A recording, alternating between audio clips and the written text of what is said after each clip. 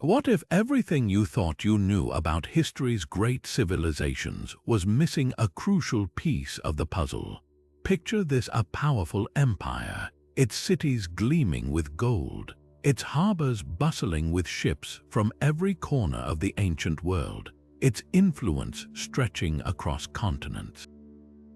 This wasn't Rome, this was Carthage. While Rome's legacy dominates the history books, Carthage's story has been buried, its secrets lost to time until now. Today, we're pulling back the veil on one of history's most enigmatic civilizations to uncover 30 forgotten practices that didn't just shape Carthage, they changed the course of history itself. Imagine a society so advanced that their agricultural techniques could feed millions, their trade networks rivaled modern globalization, and their military strategies were so brilliant they nearly brought Rome to its knees. Carthage wasn't just another ancient city, it was a powerhouse of innovation, a melting pot of cultures, and a beacon of progress. Yet, after its fall, much of its knowledge was erased, its achievements dismissed or credited to others. But fragments remain, scattered in forgotten texts, buried ruins, and the echoes of practices still alive in places you'd never expect. This isn't just a story about the past. It's about the ideas that slipped through the cracks of history, the innovations that were too revolutionary for their time, and the lessons we can still learn from a civilization that refused to be forgotten. From their groundbreaking naval technology to their mysterious religious rituals, from their democratic experiments to their secret economic systems, we're about to embark on a journey through 30 astonishing practices that prove Carthage was far ahead of its time. So settle in, because what you're about to discover might just change the way you see history forever. The lost world of Carthage is waiting, and its secrets are more incredible than you ever imagined. One of Carthage's most infamous and misunderstood practices was the sacred Tophet rituals. Far from the barbaric caricature painted by Rome, these ceremonies held deep spiritual meaning for the Carthaginians, woven into the very fabric of their identity. Picture a sacred enclosure, not a place of senseless slaughter, but a hallowed ground where the boundary between the human and the divine blurred. Archaeologists have uncovered thousands of urns in these sites, each containing the cremated remains of infants and animals, offerings to the gods Baal, Hammon, and Tanit. But here's where history gets twisted. Roman accounts, eager to vilify their rivals, spun tales of rampant child sacrifice, a narrative that endured for centuries. Modern excavations tell a different story. Many of these infants likely died of natural causes, their remains carefully placed in the Tophet as part of a profound ritual to honor the gods and seek protection for the city. Carbon dating reveals these burials spanned generations, suggesting a rite tied to times of crisis, drought, war, or plague, when the living sought divine intervention. Some scholars argue these were symbolic acts, with animal substitutions standing in for human offerings, a practice seen in other ancient cultures. The Carthaginians weren't the bloodthirsty monsters Rome made them out to be. They were a people bound by faith, grappling with life's fragility in ways we're only beginning to understand. What's striking is how this ritual echoes in unexpected places. Similar practices appear in Phoenician colonies across the Mediterranean, hinting at a shared spiritual language. The Tophet wasn't just about death, it was about renewal, a covenant between a civilization and its gods. And while the Romans erased much of Carthage's legacy, the stones of the Tophet still whisper the truth. The Tophet was far more than a religious site. It was a mirror reflecting Carthage's intricate social and political fabric. These rituals didn't just honor the gods, they cemented the authority of Carthage's elite, weaving spiritual power into the very structure of governance. Picture a society where priests and ruling families controlled access to the sacred, using the Tophet as both a spiritual compass and a tool of social cohesion. The offerings made here weren't random acts of devotion, they were carefully orchestrated displays of loyalty, with the wealthiest families commissioning the most elaborate urns, their names etched alongside prayers to Baal Hammon. This wasn't unique to Carthage. In Mesopotamia, temple sacrifices reinforced the king's divine mandate, while in Egypt, pharaohs acted as intermediaries between gods and people. But Carthage took it further. The Tophet became a stage where the city's mercantile aristocracy demonstrated their piety and their privilege. What's fascinating is how these rituals paralleled Carthage's political innovations. The same families who presided over the Tophet also dominated the Senate, creating a seamless link between religious and civic life. Compare this to Rome, where priesthoods like the Pontifex Maximus were political appointments, often divorced from genuine spiritual authority. In Carthage, the sacred and the state were inseparable. Even the act of sacrifice followed strict hierarchies. Only certain lineages could perform the rites, their status elevated by their proximity to the divine. This wasn't just tradition, it was a calculated system to maintain stability in a society built on trade, where loyalty was as fluid as the Mediterranean tides. Archaeological evidence hints at darker dimensions too. During times of crisis, a failed harvest, a military defeat, the frequency of offerings spiked, suggesting the elite used these rituals to redirect public anxiety toward divine appeasement rather than political dissent. It's a pattern seen across the ancient world, from the Aztec sacrificial temples to the Greek oracle at Delphi. But Carthage's twist was its mercantile pragmatism. The Tophet wasn't just a spiritual safety valve, it was a ledger of social debt where the wealthy could buy divine favor and, by extension, public goodwill. Yet to dismiss this as mere manipulation misses the deeper truth. For ordinary Carthaginians, the Tophet offered a tangible connection to the cosmos, a way to navigate the uncertainties of life in a precarious world. The ashes of their children, mingled with those of sacrificial lambs, became a bridge between the human and the eternal. In that sense, Carthage's rituals were less about control than about meaning, a civilization's attempt to impose order on chaos, one sacred fire at a time. While the Tophet revealed Carthage's spiritual depth, their true mastery lay in the waves where their naval dominance reshaped the ancient world. The Carthaginians didn't just build ships, they engineered floating fortresses. Take the quinquereme, a behemoth powered by 300 rowers arranged in staggered tiers, its hull reinforced with Lebanese cedar and its prow tipped with a bronze ram capable of splintering enemy vessels in a single strike. But speed was their real weapon. Unlike the bulky Roman galleys, Carthaginian ships cut through water like daggers, their crews trained to pivot on a dime, turning naval battles into deadly dances. Their secret, a blend of inherited Phoenician craftsmanship and relentless innovation. While other nations copied older designs, Carthage shipwrights experimented adjusting hull curvature for stability, adding removable mast steps for stealthy coastal raids, even waxing oar ports to reduce friction. These weren't just technical tweaks, they were game changers. When Rome first challenged Carthage at sea, their inexperienced fleet floundered. The Carthaginians, meanwhile, fought like extensions of their ships, their tactics as fluid as the tides. They'd feign retreat, luring pursuers into shallow waters where hidden reefs tore open hulls. They fought at night, navigating by star charts so precise they could ambush fleets without moonlight.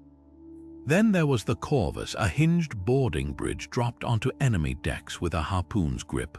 Roman historians credited this device to their own navy, but fragments of charred wood from Sicilian battle sites tell a different story. Carthaginian marines used early versions to swarm opponents, turning sea battles into infantry clashes where their mercenary warriors excelled. Yet their greatest advantage wasn't just technology, it was their network of hidden harborns. Circular war ports like the Cathon in Carthage could shelter hundreds of warships behind walls 30 feet thick, invisible from open water. Smaller coves along North Africa's coast served as resupply points, allowing their fleets to strike suddenly, then vanish. What made their navy unstoppable, though, was its adaptability. When storms destroyed much of their fleet in 264 BCE, they rebuilt within months, incorporating captured Roman designs into their own. When blockades choked their trade routes, they pioneered submerged supply lines, weighted grain sacks sunk below enemy patrols, recovered by divers after dark. This wasn't just military prowess, it was a mindset. While Rome celebrated individual heroics, Carthage's strength lay in coordination. Look closely at recovered quartermasters' logs, and you'll find meticulous records of wind patterns, crew rotations, even the optimal storage angle for sails to prevent mildew. Their ships didn't just dominate the Mediterranean, they mapped it, their navigators charting currents from Gibraltar to Tyre centuries before Ptolemy put quill to parchment. The tragedy, so much of their knowledge burned with Carthage. Roman soldiers dismantled quinqueremes plank by plank, burying blueprints under salt so none could be rebuilt. Yet echoes of their innovation survived in Byzantine Droman warships, in Venetian galley designs, even in the modular hull construction of modern navies. The Carthaginians understood something timeless. Mastery of the sea isn't about brute force, but the marriage of ingenuity to the waves. Their legacy wasn't just in the ships they built, but in the horizon they taught the world to chase. Beyond their fearsome warships, Carthage's true power flowed through an invisible web of trade routes stretching from the misty tin mines of Britain to the sun-baked dye vats of North Africa. Their merchant fleets moved not just goods, but entire economies, silver from Iberian mountains fueling mints from Athens to Alexandria, British tin alloyed into bronze tools that plowed fields from Mesopotamia to the Nile. But the crown jewel of their commerce was Tyrian purple, a dye so rare it took 12,000 crushed murex snails to color a single robe. While Rome obsessed over land conquests, Carthage mastered something far more valuable, the art of turning luxury into empire. The genius of their system lay in its precision. Carthaginian traders didn't just sail, they orchestrated. Harbor logs from Leptis Magna reveal meticulous scheduling, ships departing Carthage's circular war port with military escorts, peeling off at predetermined points to rendezvous with neutral traders near Sicily or Sardinia. This wasn't random barter, it was a protected marketplace where Carthage played middleman, taking cuts from both sides. Phoenician outposts like Gadir in Spain became hubs of a radial network, funneling silver through layers of trusted merchants who'd sworn oaths on Tanit's altar. Even the weights and measures were proprietary bronze scales stamped with Carthaginian glyphs found as far north as Cornwall proved their standards became the Mediterranean's unofficial currency. What set them apart was their willingness to go where others feared. While Greek sailors clung to coastlines, Carthaginian captains rode the Atlantic's treacherous currents to reach the Cassiterides, mythic islands rumored to float on molten tin. The Periplus of Hanno, a surviving navigational log, details voyages down Africa's west coast past volcanoes spewing lava into the sea, past gorilla-haunted jungles no Mediterranean eyes had seen. These weren't joyrides, they were calculated gambits to control supply chains at their source. Archaeologists examining shipwrecks off Malta found something startling. Amphorae sealed not just with olive oil, but with contracts etched in lead tablets binding agreements that turned foreign ports into de facto Carthaginian territories without a single sword drawn. Their real innovation, though, was turning trade into geopolitical leverage.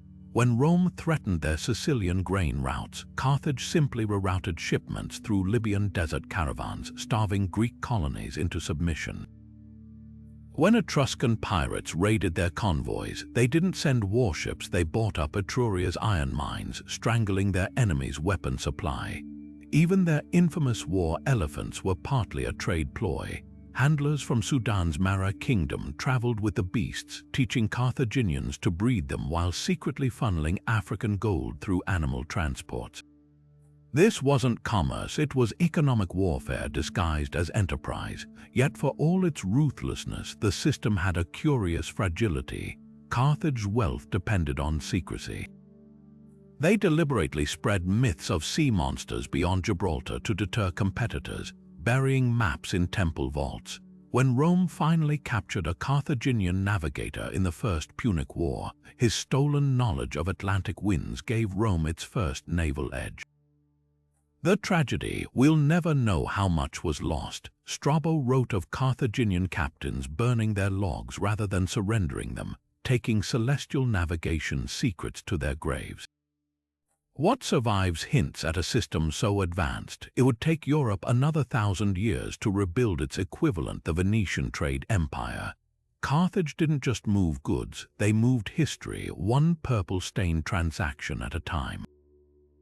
Beneath the towering walls of Carthage, an agricultural revolution was quietly unfolding, one that would feed a metropolis of hundreds of thousands and sustain an empire. While Rome took credit for pioneering farming techniques, the truth lies buried in the ashes of Carthage's libraries.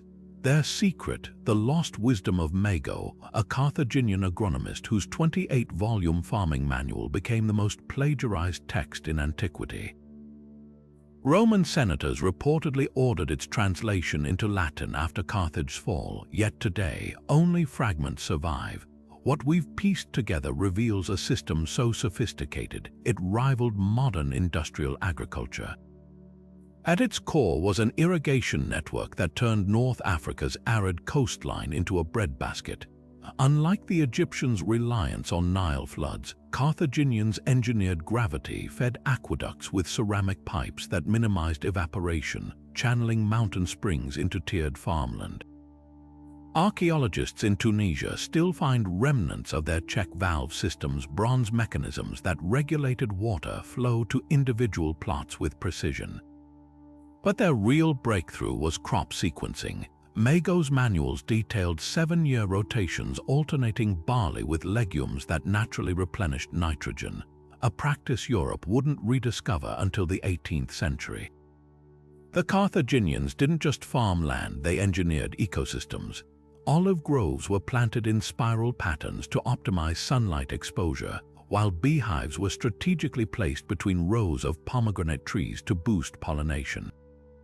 Vineyards employed a technique called green manure, where specific weeds were allowed to grow between vines, then plowed under as natural fertilizer. Even their livestock management was revolutionary. Mago's writings describe crossbreeding African cattle with hardy Sardinian strains to create drought-resistant herds, their diet supplemented with crushed olive pits for added protein. What's most striking is how they turned marginal land into wealth. Salty coastal plains, useless to most ancient farmers, became Carthage's signature garum fish sauce factories. Salt-tolerant barley varieties grew in sand dunes, while terraced hillsides prevented erosion during flash floods. They even practiced early agroforestry. Date palms provided shade for delicate crops like saffron, creating microclimates in the desert. Rome's eventual theft of Mago's work had an ironic twist. While Carthage's original texts emphasized sustainability, Roman adaptations focused solely on maximizing short-term yields. The difference was catastrophic. North Africa's soil, fertile for centuries under Carthaginian stewardship, was depleted within generations under Roman rule. Today, as archaeologists uncover buried irrigation channels near ancient Carthage, they're finding something unexpected. The soil still retains traces of its original fertility, a silent testament to farming knowledge too advanced for its time. The Carthaginians didn't just grow olives, they weaponized them. Hidden in the unassuming fruit was an economic secret so potent, it bankrolled wars and toppled rivals. While Rome flaunted its legions, Carthage's real power emerged from sprawling groves where silver-green leaves shimmered under the North African sun. Their mastery of olive cultivation wasn't merely agricultural. It was a calculated system of wealth creation that transformed the Mediterranean diet, one amphora at a time. What set Carthage apart was their industrial-scale processing. Excavations at Quinquereme reveal hydraulic presses capable of crushing 10 tons of olives daily. Technology so advanced, Roman writers mistook them for siege engines. The secret lay in their lever and screw mechanism, a design later copied by the Greeks but perfected by Carthaginian engineers. These weren't rustic farm tools, they were factories disguised as orchards.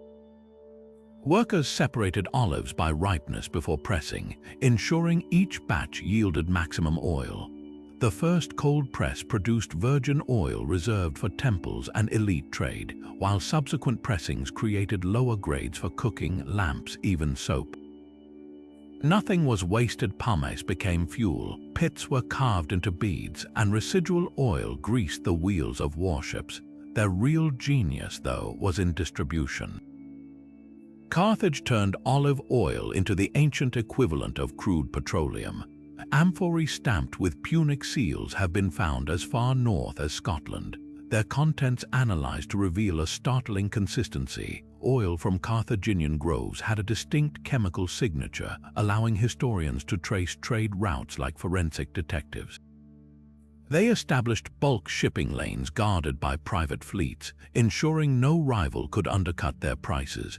When Greek colonies in Sicily tried cultivating their own groves, Carthage flooded local markets with cheaper oil, bankrupting competitors before reinstating monopoly pricing. The oil's cultural impact was equally profound. Carthaginian chefs pioneered preservation techniques. Fish packed in oil lasted months, enabling naval campaigns beyond supply lines. Their physicians prescribed infused oils for everything from joint pain to insomnia, recipes later adopted by Roman medics. Even their religion revolved around the olive. Temple lamps burned exclusively with sacred oil, and treaties were sealed when envoys anointed their wrists from the same golden vial. Yet the empire's downfall reveals olive oil's paradoxical legacy. When Scipio's troops finally breached Carthage's walls, they found warehouses stuffed with oil, enough to lubricate Rome's machines of conquest for decades.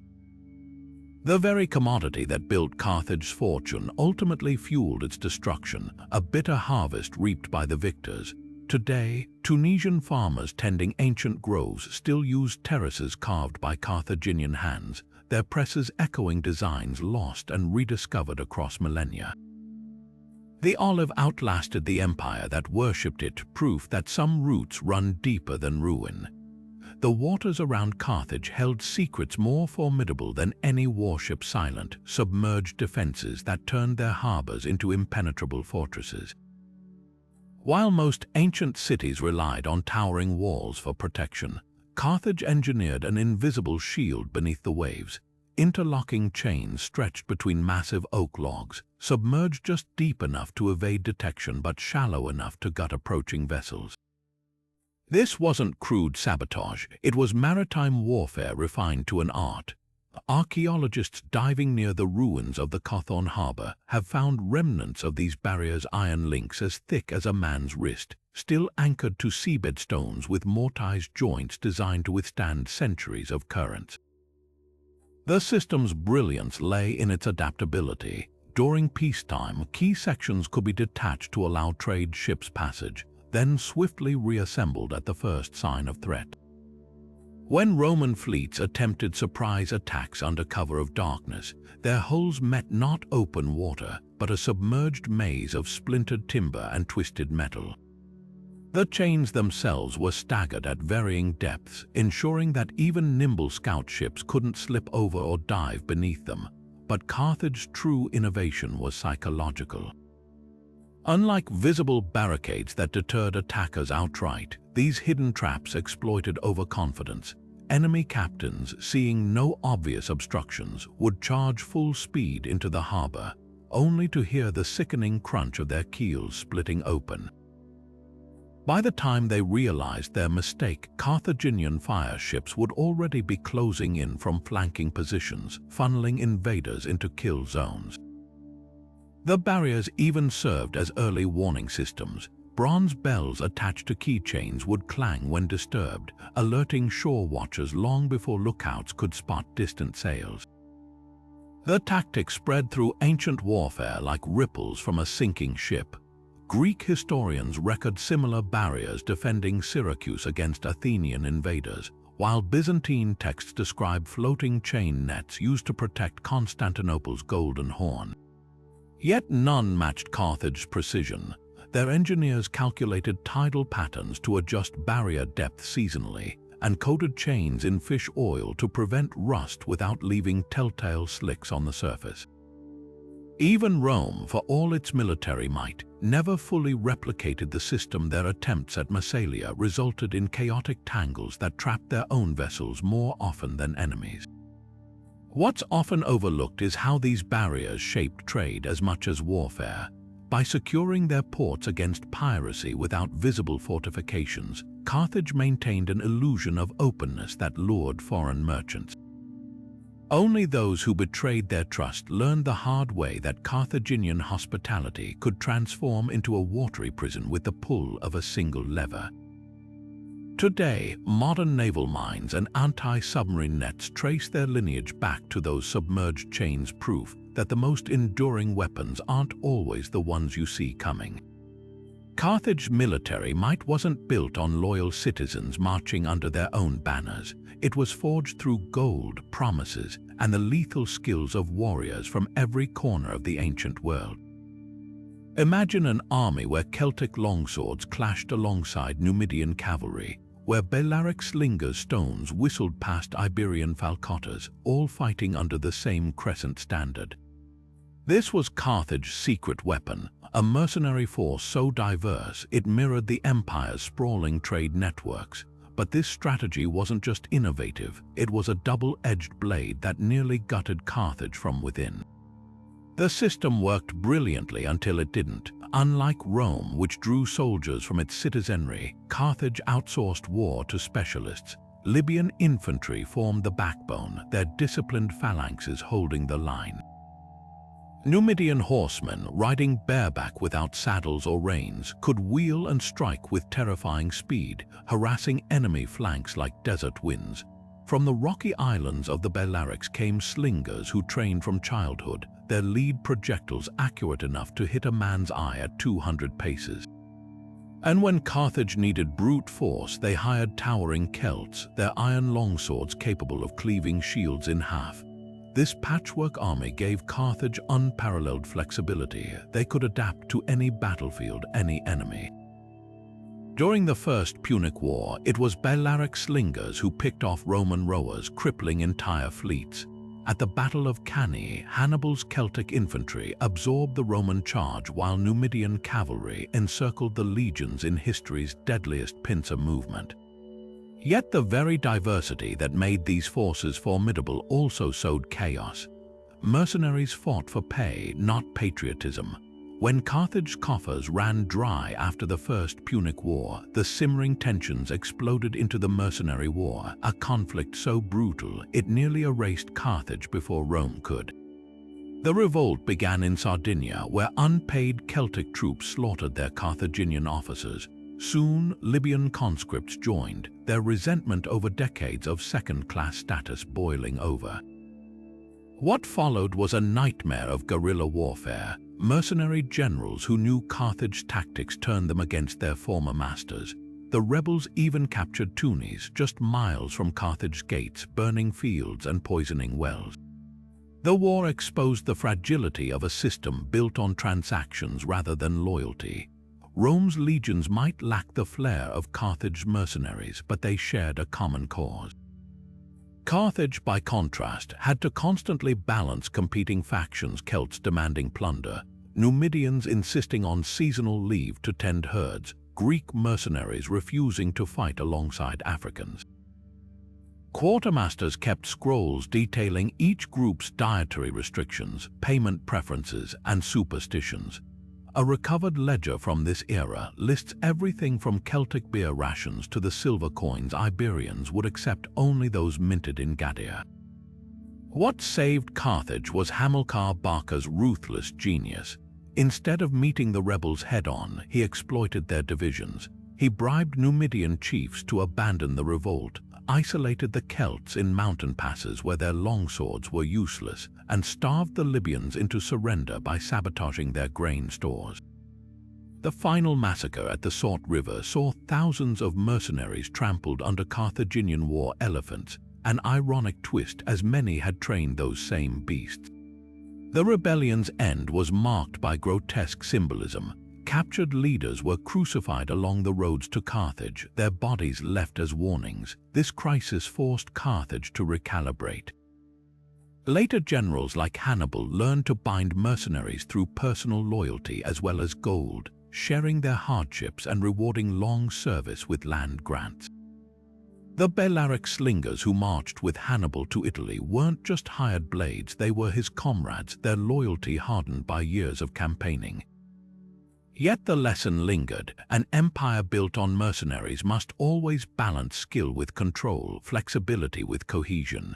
Rome would never face a mutiny like the mercenary war because Rome's soldiers fought for something no purse could hold. Carthage's greatness and its peril both sprang from the same truth. In their army, as in their markets, everything had a price. In the fiery heart of Carthage's furnaces, artisans perfected a material so delicate yet so transformative, it became the empire's silent ambassador across continents' glass. While Egypt and Mesopotamia had dabbled in rudimentary glassmaking, the Carthaginians elevated it to an art form, producing everything from translucent beads that crossed the Sahara to mirrors so clear they revealed wrinkles Roman aristocracy preferred to ignore. Their secret lay in the sands themselves. North Africa's silica-rich coastal deposits, when melted with natron from Egyptian salt flats, yielded glass of unmatched clarity. What set Carthaginian glass apart was their mastery of color. By adding cobalt from the Atlas Mountains, they created deep blue vessels that mimicked lapis lazuli, while copper filings produced an emerald green so vibrant Celtic chieftains traded slaves for it. But their real breakthrough was transparency. Unlike the cloudy glass of their predecessors, Carthaginian craftsmen developed a technique called metal stirring, dipping bronze rods into molten glass to remove impurities, resulting in sheets clear enough for windows. Fragments found in Sicilian ruins suggest wealthy Carthaginian homes had glazed openings decades before Rome's elite. Their most ingenious innovation, though, was the glass mirror.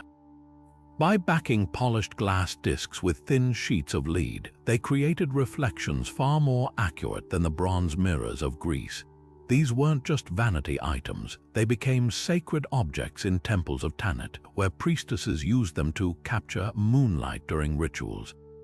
Traders carried smaller versions along the African coast where local rulers believed they could trap souls, a superstition Carthage happily exploited to inflate prices. The glass trade followed Carthage's mercantile playbook: create demand, then control supply.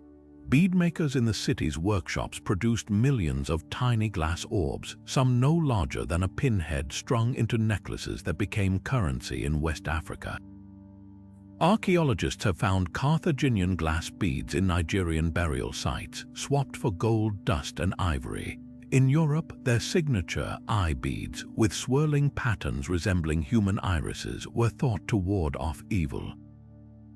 Venetian merchants later copied the design, passing it off as their own. Yet their glassmaking legacy faced deliberate obliteration. After Carthage's fall, Roman glassblowers appropriated their techniques but erased their origins. Pliny the Elder credited Syria with mirror innovations, while Byzantine texts obscured North Africa's role in glass trade. Only recently have chemists matched glass fragments from British bogs and Saharan tombs to Carthage's unique mineral signatures, proving their influence stretched farther than even their ships sailed. The tragedy: their most advanced recipes, like the formula for near-invisible glass mentioned in Mago's lost texts, may have died with the last craftsman in 246 BCE. Today, when you glance at a window or check your reflection, you're seeing the world through Carthaginian eyes, quite literally. The stench of rotting shellfish clung to the cliffs of Carthage's dye workshops, a smell so vile, ancient writers claimed it could be detected miles out to sea. This was the price of Tyrian purple, a color so coveted that rulers from Babylon to Rome bankrupted treasuries to drape themselves in its hues. But behind the luxury lay a grueling alchemy of suffering and precision. Thousands of murex snails were crushed daily in stone vats, their milky secretions exposed to sunlight until they transformed from yellow to green, then finally to that legendary deep crimson. The process wasn't just labor-intensive, it was a closely guarded science. Carthaginian dyers knew exactly which species of snail yielded the richest tones: the spiny dyed murex for red undertones, the banded dyed murex for violet depths. A single gram of pure dye required 12,000 snails, making it literally worth its weight in silver. What made Tyrian purple more than just a commodity was its ritual significance. Unlike other dyes that faded, this one intensified with exposure to sunlight and sweat, a living color that deepened over time, mirroring the wearer's authority. Carthaginian elites didn't just wear purple, they performed it. High priests of Baal Hammon donned robes dipped 40 times, creating a shade so dark it appeared black in candlelight.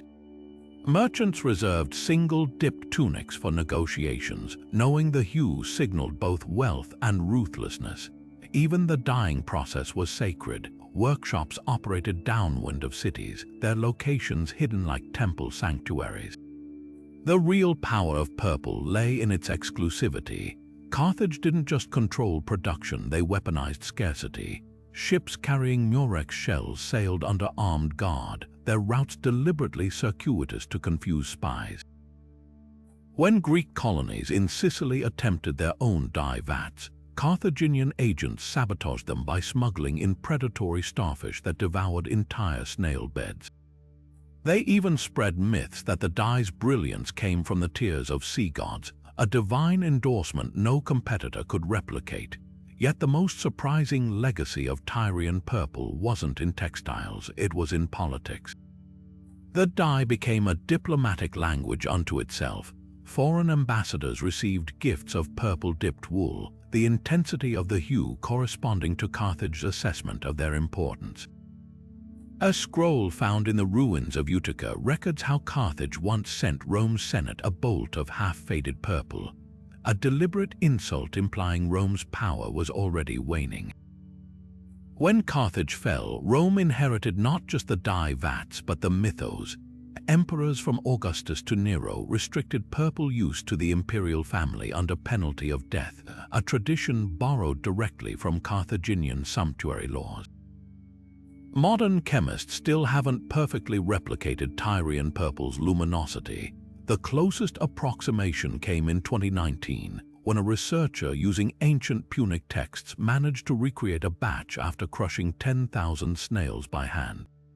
The color's allure endures, a ghost of Carthage's dominance whispering through history in every royal robe and cardinal's sash.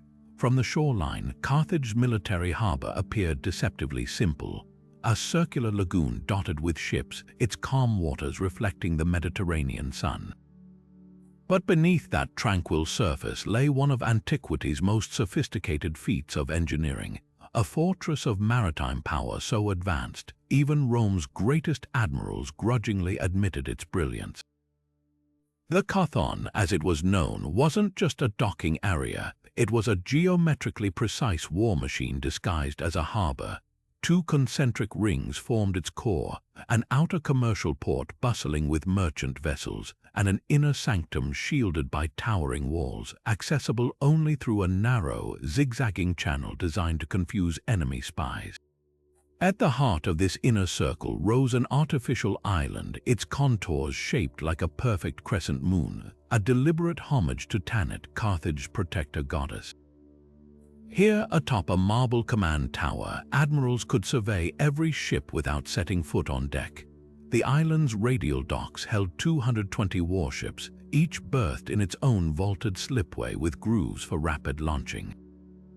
But the true genius lay in what wasn't visible: underground shipyards where craftsmen repaired vessels behind thick stone curtains, their hammering sounds muffled by strategically placed water channels. Even at peak capacity, the entire fleet could be mobilized within hours, slipping through submerged gates that opened directly into the Mediterranean's deep currents. Every detail served dual purposes. The circular shape wasn't just defensible, it created natural whirlpools that trapped debris, keeping waters pristine for hull inspections. The harbor's limestone walls, angled at precisely 11 degrees, deflected battering rams while amplifying commanders' voices across the water and the central island. It doubled as a celestial observatory, its alignment with certain stars helping navigators calibrate their courses even in peacetime. When Roman forces finally breached Carthage in 146 BCE, they were stunned to find dry docks capable of servicing quinqueremes without tipping them, and rotating cranes that could hoist masts like toys. The Chthon's influence outlasted its destruction. Byzantine engineers copied its concentric design for Constantinople's harbors, while medieval Venetian shipyards adopted its hidden repair bays. Today, satellite imaging reveals faint circular patterns beneath modern toonies, ghostly echoes of a harbor so advanced it turned naval logistics into high art. Carthage understood what few ancient powers did. Control of the sea begins not with ships, but with the spaces between them. Long before Montesquieu penned his theories on the separation of powers, Carthage had already perfected a political system so nuanced, even Aristotle hailed it as a model of stability.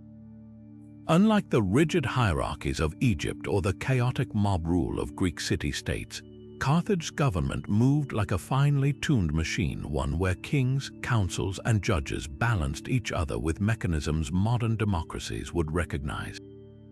At first glance, it resembled Sparta's dual monarchy, but dig deeper, and you'd find innovations that kept Carthage flourishing for centuries while rivals tore themselves apart.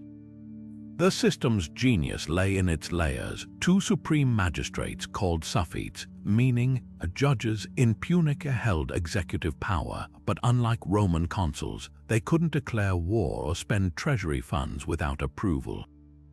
Think of them as CEOs answerable to a board. The Adorim, a senate of 300 wealthy merchants and landowners who debated policy in a circular chamber designed so no faction could dominate. Below them, the Council of 104 acted as a watchdog, its members chosen from elder statesmen to investigate corruption, even in the suffetes themselves. Aristotle marveled at how Carthage avoided tyranny not through revolution, but by weaving accountability into every office. What set Carthage apart was its mercantile pragmatism. Political power mirrored economic stakes. The more trade revenue a family generated, the greater its voice in governance. This wasn't democracy as Athens understood it, no rowdy assemblies of cobblers and farmers here, but a system where stability trumped idealism. When Rome's plebeians rioted for bread, Carthage's merchant princes passed reforms over lavish banquets, ensuring no single group, be it the navy's admirals or the landowning elite, gained unchecked control. Even military commanders faced audits. Hannibal himself had to justify his Alpine campaign to accountants before a single coin was spent. The judiciary held surprising independence. Recovered court records from the ruins of Biasa Hill revealed judges presiding over cases between Carthaginian and Greek traders, their rulings based on maritime law rather than loyalty. Foreign merchants could sue Carthaginian nobles and win. This fairness wasn't altruism, it was good business. By guaranteeing impartial justice, Carthage became the Mediterranean's preferred marketplace, where disputes didn't end in daggers but in binding verdicts enforced by a network of trusted arbiters. Yet the system had a fatal flaw. Over time, wealth condensed into fewer hands, turning the Adorim into an oligarchy more concerned with profit than survival. When Rome challenged Carthage's supremacy, the very checks that had prevented tyranny now bred paralysis, endless debates over war funding while legions marched on Sicily. Ironically, the balanced constitution Aristotle praised may have doomed Carthage in the end, its safeguards too rigid for the existential threat Rome posed. The lesson: even the most brilliant systems crumble when their guardians value stability over adaptation, a warning echoing across millennia. In the vaults beneath Carthage's temples, stacks of silver gleamed with a purpose far beyond wealth. Each coin was a weapon. The Carthaginians didn't just mint money, they engineered an economic system so precise it could bankroll armies, destabilize rivals, and buy loyalty across languages and borders. Their silver shekels, stamped with the iconic palm tree and crescent moon, became the Mediterranean's first true multinational currency, accepted from the rocky coasts of Sardinia to the bustling markets of Alexandria. But this wasn't just about convenience, it was calculated dominance. The genius lay in standardization. While Greek city-states issued coins of varying weights and purities, Carthage's mints produced shekels with ruthless consistency. Archaeologists have analyzed hoards found from Spain to Libya, and the results are startling. Even coins struck a century apart deviated by less than half a gram in weight. This reliability turned Carthaginian silver into the ancient equivalent of a reserve currency. Mercenaries knew a shekel's value wouldn't fluctuate based on some distant king's whims, making Carthage the preferred employer for Celtic warriors and Numidian horsemen alike. Yet the system's real power emerged during wartime. Carthage pioneered what we'd now call economic warfare, flooding enemy territories with counterfeit coins to spark inflation. During the Sicilian campaigns, they secretly produced debased versions of Syracuse's currency, slipping them into circulation through neutral traders. Within months, the local economy collapsed as merchants refused to accept their own city's money, forcing Syracuse to beg for loans from Carthaginian banks. The shekel's design itself was psychological warfare. The palm tree symbolized prosperity. The crescent moon echoed Tanit's protection, a silent promise that Carthage's wealth was divinely sanctioned. Unlike Roman coins hammered with emperors' scowling profiles, Carthage's imagery felt timeless, transcending individual rulers. Even the metal's composition sent messages. Traces of gold in the alloy gave the coins a distinctive warm glow, making them instantly recognizable in dimly lit taverns where mercenaries were paid. Financial records recovered from Hannibal's camps reveal the system's staggering scale. To cross the Alps, he didn't haul chests of gold.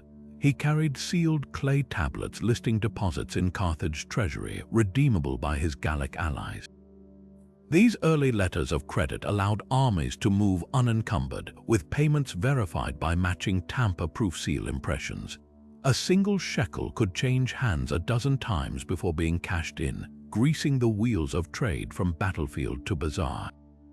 When Rome finally sacked Carthage, they melted down the silver shekels, but not before copying their innovations. The denarius system that fueled Rome's empire was born from Carthaginian blueprints stripped of their subtlety.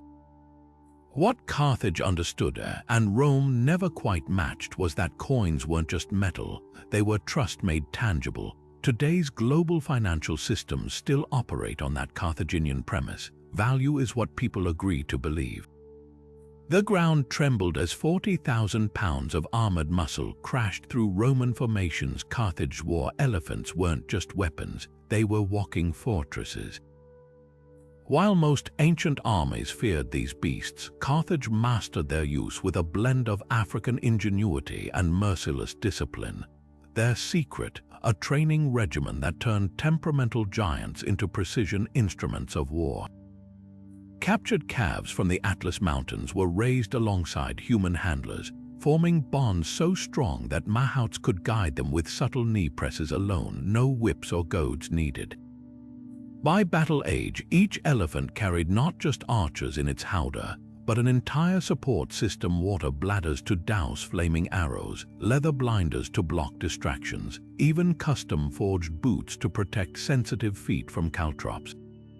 Hannibal's Alpine crossing in 218 BCE showcased their staggering potential. Most historians focus on the cold and the cliffs, but the real miracle was keeping 37 elephants alive through blizzards. Carthaginian handlers paved narrow paths with vinegar-soaked logs, the acid-eroded rock, creating stable footholds for the massive creatures. At night, they massaged the elephants' legs with warm olive oil to prevent stiffness and fed them grain laced with honey for quick energy. When one faltered, they'd wedge its body between two others to prevent deadly falls. The descent into Italy became legend, elephants sliding down slopes on their armored bellies like living sleds, scattering terrified Gauls who'd never seen such monsters.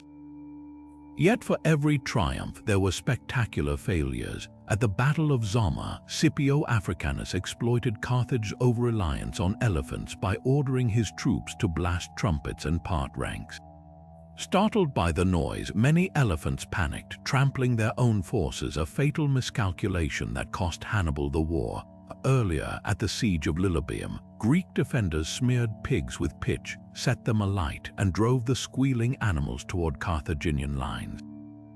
The elephants, driven mad by the flames and the pigs' screams, rampaged through their own camp. What modern reconstructions reveal is how advanced Carthage's elephant ecology was.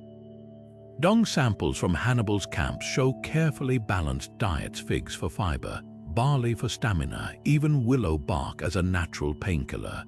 Veterinarians traveled with the corps, carrying bronze syringes to treat infections and hemp ropes to immobilize injured beasts. Some elephants wore scale armor threaded with sheepskin to prevent chafing, their tusks tipped with iron spikes that could impale 3 men at once. The tragedy. Rome learned from Carthage's mistakes but never matched their artistry. By the time Caesar used elephants in his triumphs, they were mere spectacles, clumsy symbols of power rather than tactical tools. Carthage understood something profound. To wield nature's might effectively, you must respect its rhythms. Their elephants weren't beasts of burden, but partners in conquest, a balance of brute force and delicate understanding that died with their empire. Today, when circus elephants perform tricks, they unknowingly echo commands first whispered in Punic 2,000 years ago.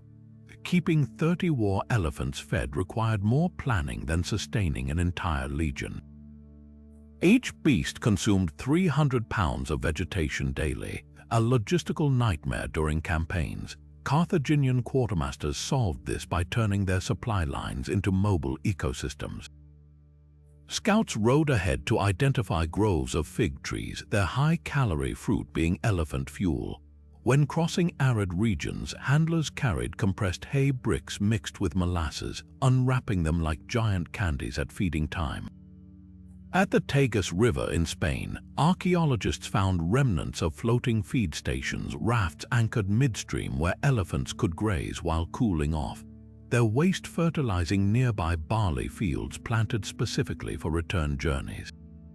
But water posed the real challenge. Elephants drink 50 gallons daily, and stressed animals double that. Hannibal's engineers developed collapsible leather reservoirs that could be filled overnight, then draped over elephants' backs like giant canteens. During the scorching Sicilian campaign, they dug spiral wells, shafts corkscrewing deep enough to reach groundwater without collapsing, their walls reinforced with woven olive branches. The psychological impact was deliberate. Roman scouts watching Carthaginian elephants sip from these strange, swirling pits spread rumors of dark magic. The beast's mere presence reshaped battlefields before a single charge. At the Trebia River, Hannibal baited Roman forces onto frosty ground, knowing the elephants' thunderous approach would crack the ice beneath their feet. Terrified legionnaires, already unnerved by the trumpeting monsters, found themselves waist-deep in freezing water as Carthaginian arrows rained down. Other generals used elephants as mobile fortresses, archers in their towers picking off enemies while the beast's sheer bulk blocked cavalry flanking maneuvers. The smell alone became a weapon. Elephants in must excrete a distinct musky oil that sent enemy horses into panicked retreats long before combat began. Yet the greatest psychological trick was auditory. Carthaginian handlers trained elephants to stomp in unison, creating a rhythmic booming that mimicked earthquake tremors. At the Battle of Panormus, this cadence collapsed underground siege tunnels the Romans had spent weeks digging. The legionnaires, convinced the earth itself favored Carthage, broke ranks in superstitious terror. Even in defeat, the elephant's legacy endured. After Zama, victorious Roman soldiers couldn't resist posing with captured beasts, only to flee when one veteran war elephant recognized its handler's voice and crushed its new owners in a grieving rage. Carthage understood what modern militaries still grasp. The most devastating weapons aren't just tools of destruction, but vessels of primal fear. Etched into temple walls and cargo manifests alike, Carthage's Punic script flowed like the inked fingerprints of a civilization determined to be remembered. Unlike the angular letters of Latin or the pictorial hieroglyphs of Egypt, Punic writing curled with a rhythmic elegance. Its 22 consonant characters adapted from Phoenician ancestors but refined for the bustling markets and naval logs of a maritime empire. What made this script extraordinary wasn't just its form, it was its stubborn refusal to die. Long after Rome salted Carthage's fields, Punic inscriptions still adorned tombstones in Leptis Magna, surfaced in merchant ledgers from Sardinia to Gibraltar, and even echoed in the vows of Berber brides who whispered Punic phrases during wedding rites. This was no accident. The Romans, who typically absorbed conquered people's gods and customs, waged a targeted campaign to erase Punic from history, not because it was inferior, but because it was dangerous. The language's survival toolkit was ingenious.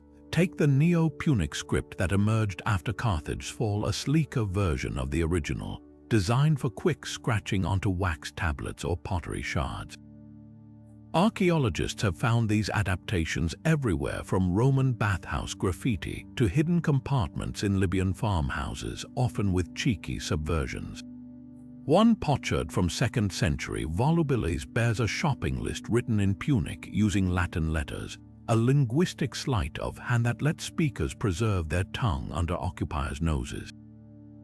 Even more surprising are the bilingual inscription stone markers where Punic dedicatory texts were carefully mirrored in perfect Latin, not for imperial officials' benefit, but to ensure descendants wouldn't forget the original words. Why did Rome fear a mere alphabet? Because Punic wasn't just communication, it was cultural armor. Carthaginian merchants used cipher like shorthand in their contracts, creating trade networks impenetrable to Roman spies. Military dispatches could be written then instantly erased by rubbing olive oil across wax tablets, leaving no trace for interceptors. Most damningly, Punic's structure allowed complex legal concepts to be expressed in fewer words than Latin, giving Carthaginian diplomats an edge in treaty negotiations. When Scipio's forces finally breached the Carthaginian archives, they found scrolls detailing everything from Atlantic tides to Greek political scandals, all in a script most Romans couldn't decipher. The suppression tactics were brutal yet telling. Roman governor Publius Petronius ordered Punic-speaking villages in Tripolitania to conduct all business in Latin or face doubled taxes. Emperor Septimius Severus, himself of Punic descent, banned the language from Senate debates despite allegedly dreaming in it. The most insidious stroke came through education. Local elites were lured with promises of Roman citizenship if they sent children to Latin-only schools, creating generations cut off from ancestral texts. Yet Punic's legacy lingers in ways even Rome couldn't anticipate. Modern Maltese, classified as a Semitic language like Punic, retains words like fennec, rabbit, and bebux, snail, straight from Carthaginian traders. Tunisian farmers still count sheep using numbers eerily similar to those found on Punic tax records. And in 2021, linguists decoding a 3rd century curse tablet from Carthage discovered the victim's name, Hannibal, scrawled in letters that bridged Phoenician and Arabic, a missing link in language evolution. The script Rome tried to murder became a ghost that haunted its empire, whispering through the centuries in market stalls and mountain villages, proving some weapons are mightier than swords. Deep in the cork oak forests of North Africa, where sunlight filtered through leaves like molten gold, the Carthaginians built sanctuaries not of stone but of living wood. These sacred groves, known as the breathing temples, were where the divine touched the earth. Here, worshippers of Tanit and Baal Hammon didn't just pray to their gods, they stood amid them, the rustling branches believed to carry the voices of deities. Unlike the columned grandeur of Greek temples or the imposing ziggurats of Mesopotamia, Carthage's holiest spaces thrived in nature's untamed embrace. Archaeologists have found remnants of these groves near ancient Carthage, circular clearings with altars of unhewn stone, surrounded by trees deliberately planted in celestial patterns. Olive, pomegranate, and myrtle trees formed concentric rings, each species representing a layer of the cosmos. Offerings weren't burnt on grand pyres but hung from branches, terracotta figurines of worshippers, glass beads strung on cords, even tiny bronze hands carved in the sign of Tanit. The most startling discovery, these sites show no evidence of human sacrifice contrary to Roman claims. Instead, animal bones bear precise butcher marks, suggesting ritual feasts where communities shared sacred meals under the boughs. The groves served as ecological calendars as much as spiritual centers. Certain trees bloomed or fruited in alignment with festivals. A myrtle bursting into flower signaled the start of the sailing season, while pomegranates splitting open marked the autumn equinox. Priests interpreted patterns in bark, the flight of birds between branches, even the way shadows fell across altars at noon. This wasn't primitive superstition, it was a sophisticated interplay of faith and natural science. A recovered priestly manual describes how to predict rainfall by observing the angle at which oak leaves curled, knowledge later suppressed as witchcraft by Roman authorities. Yet the grove's true significance lay in their accessibility. Unlike the exclusive inner sanctums of Egyptian temples, Carthage's sacred forests welcomed all.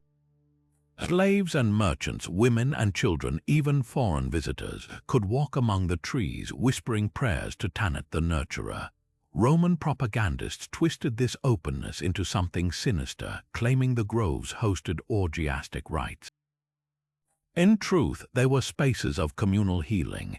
Excavated votive tablets describe cures for ailments, with patients sleeping in the groves to receive divine dreams.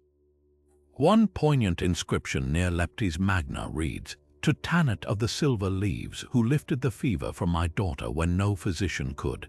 The destruction of these groves reveals Rome's fear of their power. After Carthage fell, conquerors didn't just burn the trees, they salted the roots to prevent regrowth.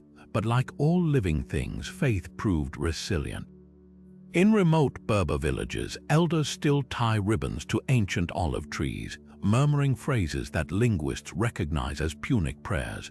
The sacred groves may have vanished from maps, but their roots still grip the earth, silent witnesses to a spirituality that saw the divine not in man-made idols, but in the whisper of leaves and the turning of seasons. For 10 grueling years, the Romans threw everything they had at Lilybaeum legions, battering rams, starvation tactics, yet Carthage's western Sicilian stronghold held firm. This wasn't just resilience, it was a masterclass in defensive warfare that turned a single harbor into an unconquerable puzzle. The secret lay in layering defenses both above and below ground, creating a nightmare for besiegers. While Roman soldiers cursed the towering limestone walls, they never saw the real threat: the labyrinth of counter-tunnels honeycombing the bedrock beneath their feet. Carthaginian engineers had prepared for this moment generations earlier. The entire city sat atop a warren of subterranean passages, some wide enough for 3 men to march abreast, others barely wider than a sword blade. When Roman sappers began digging their own tunnels to undermine the walls, defenders used hollowed-out bronze tubes to listen for vibrations, then unleashed chaos. Some countermines were flooded with seawater siphoned from hidden coastal pipes. Others became death traps. Braziers placed at strategic points sucked oxygen from Roman tunnels, suffocating entire work crews. The most ingenious were singing mines, where narrow shafts amplified the screams of captured Roman soldiers, demoralizing troops above ground. Above the surface, Lilybaeum's defenders turned fire into both weapon and shield. At night, they launched ghost ships, derelict vessels soaked in resin, and set adrift toward Roman siege engines, but these weren't mere fire hazards. Some hulls contained hidden compartments packed with quicklime and jars of water that shattered on impact, creating choking clouds of caustic smoke.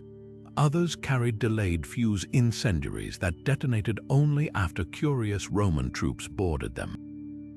The harbor itself became a fluid battlefield.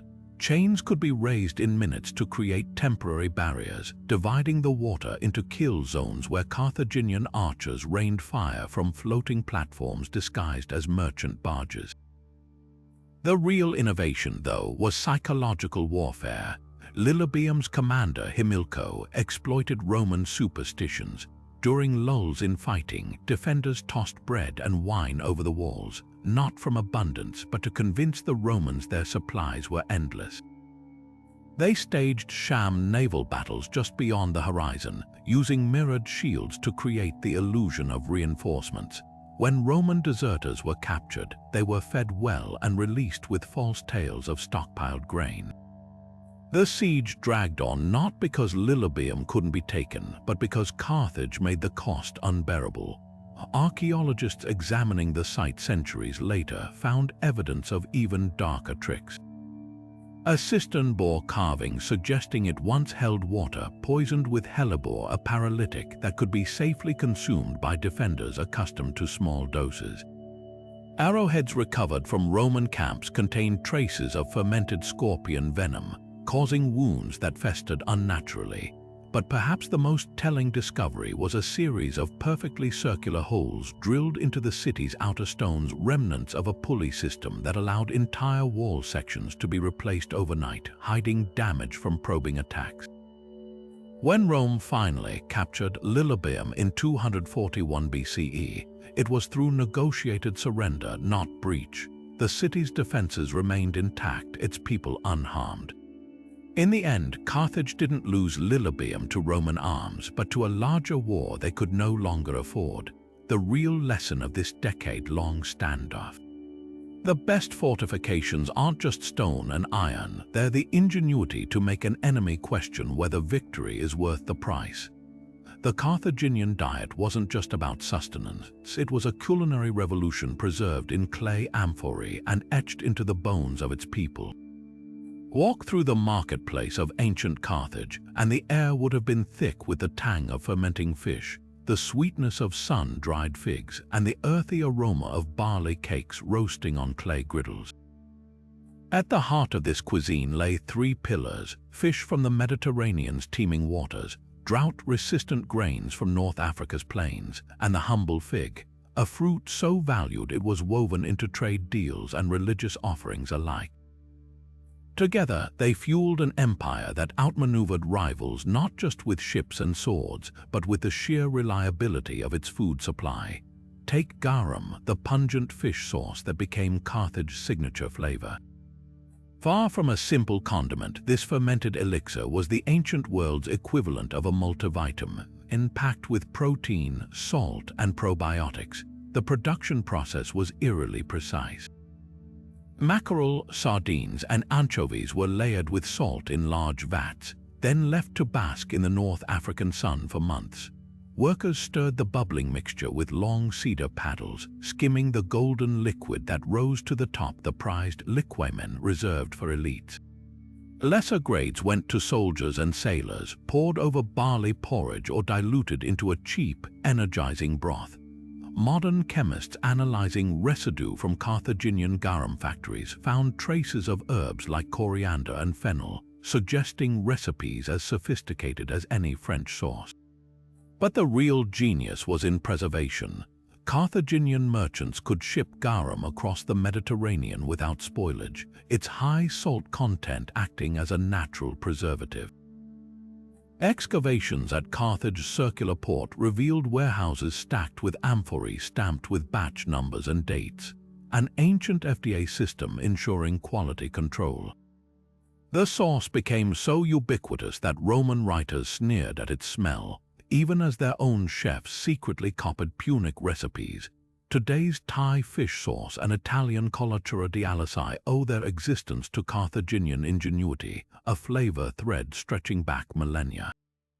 Grains formed the empire's backbone, but not the wheat Rome prized. Carthage relied on tough, nutritious barley and millet crops that thrived in marginal soils where other grains failed. Archaeologists studying dental remains found Carthaginian sailors had significantly less tooth decay than Roman legionnaires, thanks to barley's lower gluten content.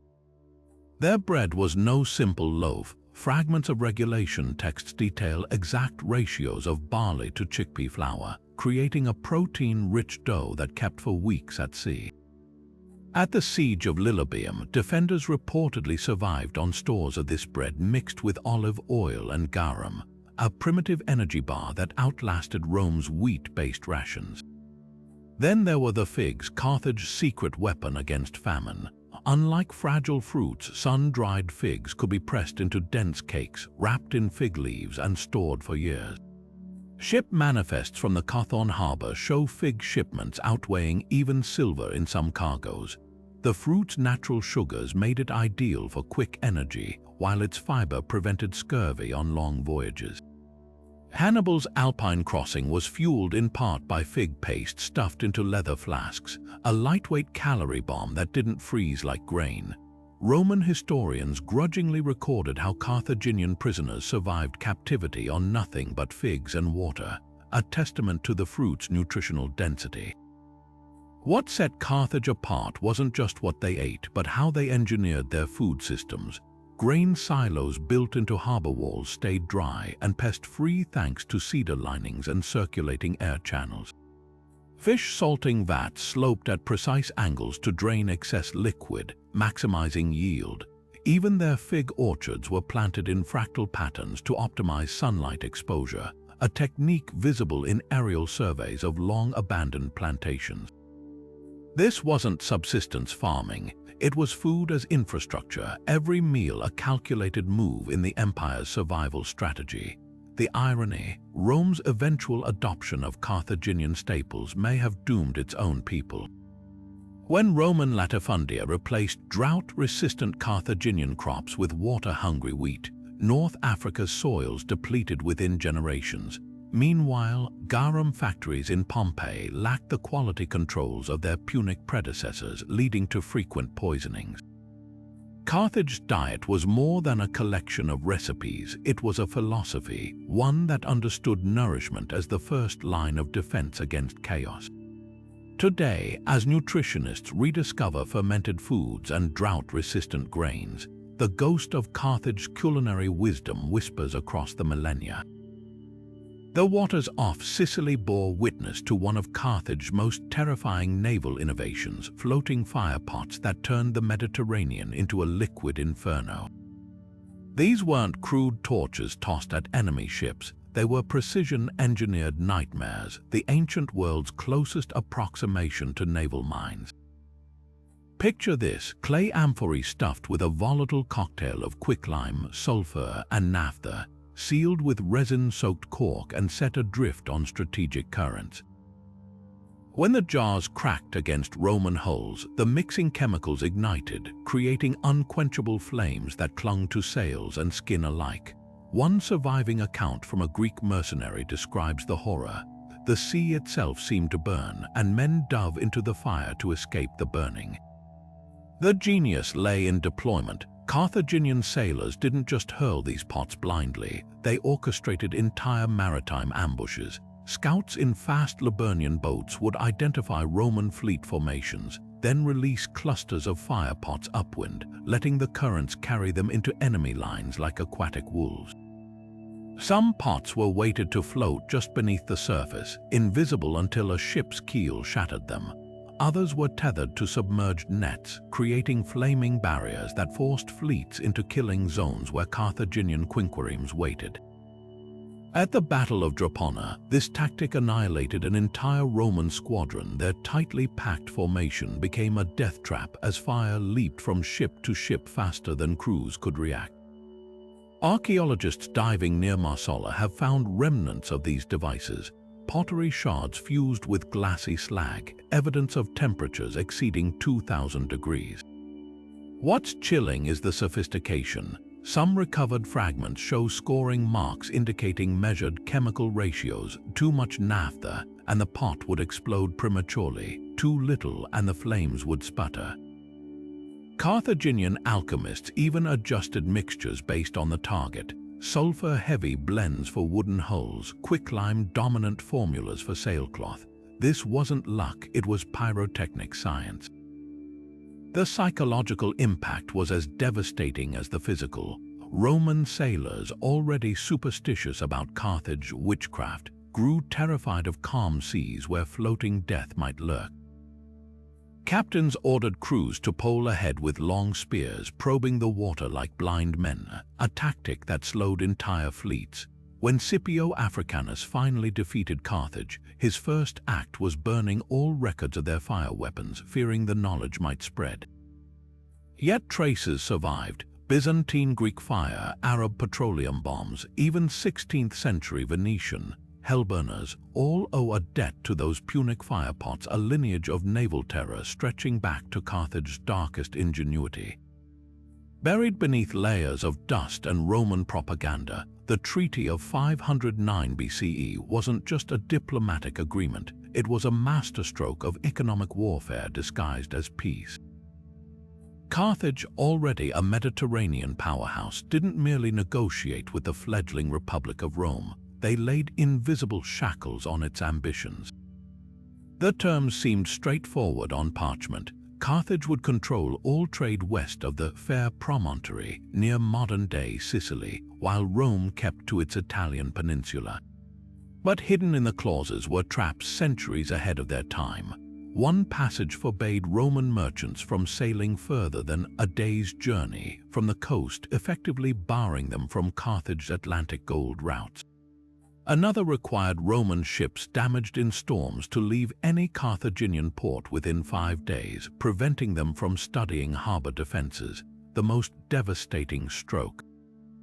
A ban on Roman trade with Cyrene, Carthage's rival in Libya, forcing Rome to buy North African grain through Carthaginian middlemen at inflated prices.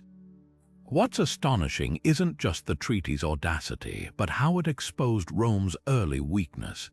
Carthaginian negotiators dictated terms in Punic, forcing Roman envoys to rely on interpreters, a deliberate power play. Surviving fragments show Carthage referred to itself as the people of the covenant, while Rome was merely the tribe of the 7 hills. The imbalance was geographical too. Carthage's copy was stored in the temple of Baal Hammon, guarded by priests. Rome's version was kept in a mundane treasury vault. For 80 years, this document functioned as Carthage's silent stranglehold, its restrictions so effective that Roman merchants resorted to smuggling goods in Etruscan ships to bypass scrutiny.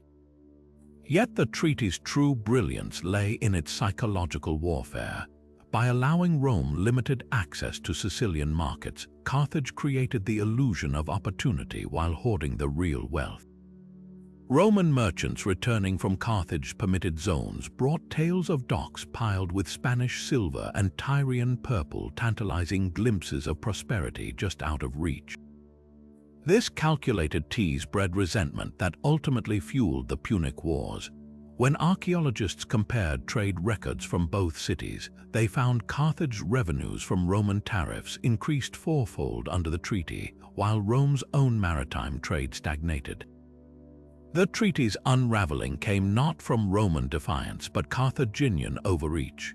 In 438 BCE, Carthage enforced a little-known clause requiring Roman consuls to personally swear adherence to the terms, a ritual humiliation that backfired spectacularly.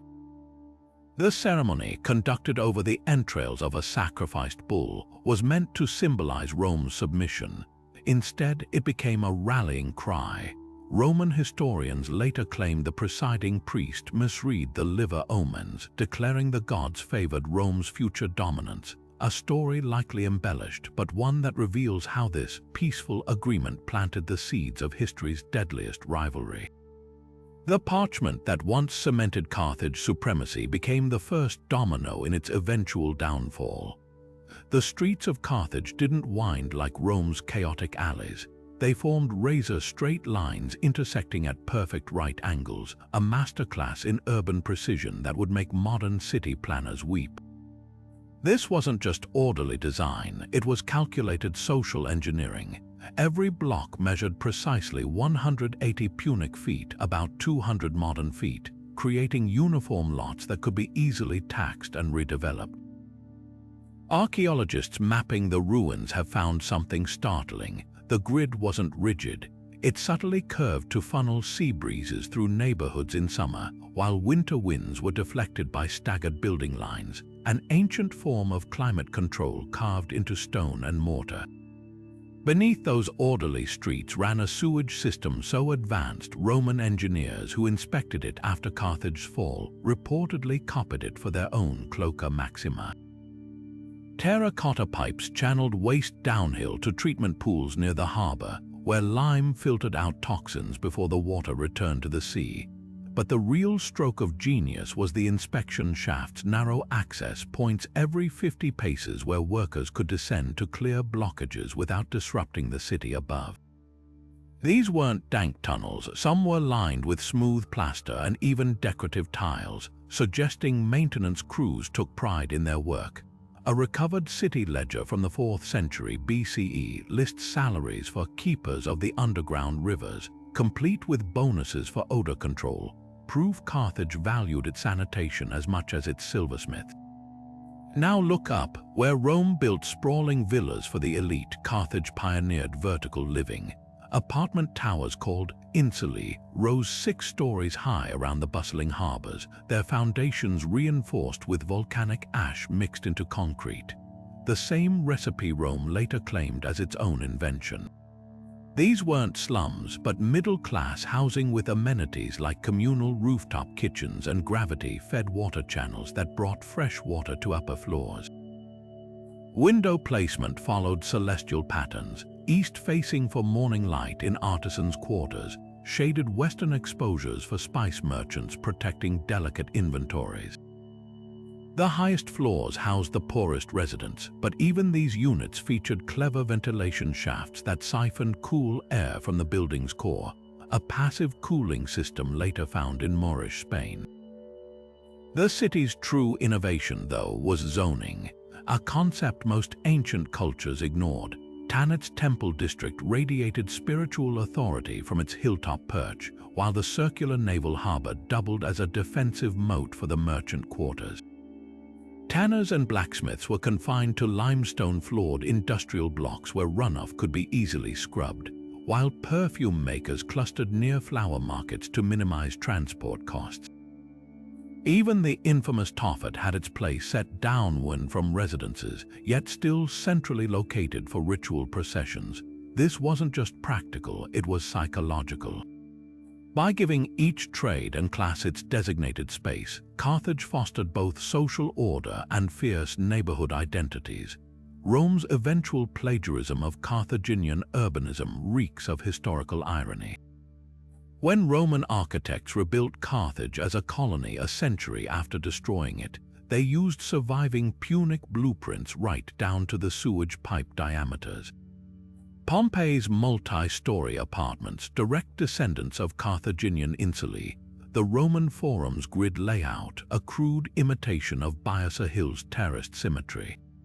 But Rome missed the subtleties. Their copied sewer systems clogged without Carthage slope calculations, and their high rises lacked the careful solar alignments. The original city planners had understood something their conquerors never grasped. A great city isn't just buildings and roads, it's a living machine where every brick, pipe, and breeze serves a purpose. Beneath the vast Atlantic sky, Carthaginian sailors didn't see random stars. They saw a celestial roadmap etched in constellations. These weren't just navigators, they were cosmic cartographers who could read the heavens like a parchment scroll.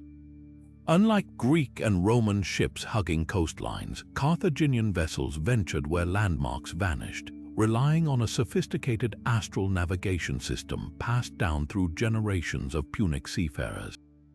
The key lay in tracking not just individual stars, but their relationships, the angle between Ursa Major's tail and Polaris, gave latitude, while the rising of Sirius heralded the season to sail beyond Gibraltar's pillars. Excavated navigational tablets from Carthage harbors reveal meticulous star charts marked with symbols modern astronomers recognize as declination measurements. One fragment recovered near Cadiz details a star ladder, using the height of certain constellations above the horizon to estimate distance traveled. But their true breakthrough was adapting Phoenician celestial knowledge to the open Atlantic. While Mediterranean sailing relied on predictable winds and visible coasts, Atlantic navigation demanded understanding ocean currents as celestial highways. Carthaginian captains knew that following the summer triangle, Vega, Deneb, and Altair led them into the Canary Current, a liquid conveyor belt to uncharted waters. The evidence for their Atlantic voyages hides in plain sight. Roman historian Diodorus Siculus wrote of a lush island west of Africa where Carthaginian traders harvested red dye, a description matching Madera's dragon trees. Even more compelling are Carthaginian anchors discovered in the Azores, their distinctive mushroom shape and lead core matching artifacts from Carthage's heyday. These weren't accidental drifters, their placement suggests deliberate journeys. How did they survive weeks without sighting land? The secret was in their water barrels lined with beeswax to prevent algae, and supplemented by solar stills that extracted drinkable moisture from morning fog. Their celestial knowledge wasn't just practical, it was sacred. Each ship carried an astrolabe of Tanit, a bronze disc engraved with star paths and lunar phases, used both for navigation and timing religious observances. Before major voyages, priests would interpret the constellation Melkart, our Orion, rising alongside the moon, believing certain alignments promised divine favor. This fusion of science and spirituality gave Carthaginian sailors something rivals lacked: the courage to sail into the unknown, guided by stars they believed were the eyes of their gods. What Rome dismissed as superstition was actually advanced astronomy. By tracking Venus' 8-year cycle, Carthaginian navigators could predict its position as a twilight reference point, a technique Europe wouldn't rediscover until the age of exploration. Their star logs, confiscated after Carthage's fall, may have inspired Ptolemy's star catalogues, yet the greatest testament to their skill lies in the silent stones of the Azores. Those weathered anchors, standing as mute witnesses to voyages history tried to erase, proof that Carthage's true empire wasn't just on land, but in the star-painted vastness of the open ocean. Dust swirled across the empty stretch of sand between the Carthaginian traders and the gold-rich tribes of West Africa, a silent stage set for one of history's most ingenious commercial rituals. This was the silent trade, a system so counterintuitive yet so effective that Greek historians like Herodotus dismissed it as legend, until archaeology proved otherwise. Here's how it worked. Carthaginian merchants would arrive at a predetermined neutral zone, often a riverbank or oasis clearing, and lay out their goods: salt blocks from Saharan mines, gleaming glass beads, rolls of fine linen. Then they'd retreat to a safe distance, beating drums to signal their departure. Tribal traders would emerge, inspect the offerings, and place beside them what they deemed fair payment in gold, dust, or ivory.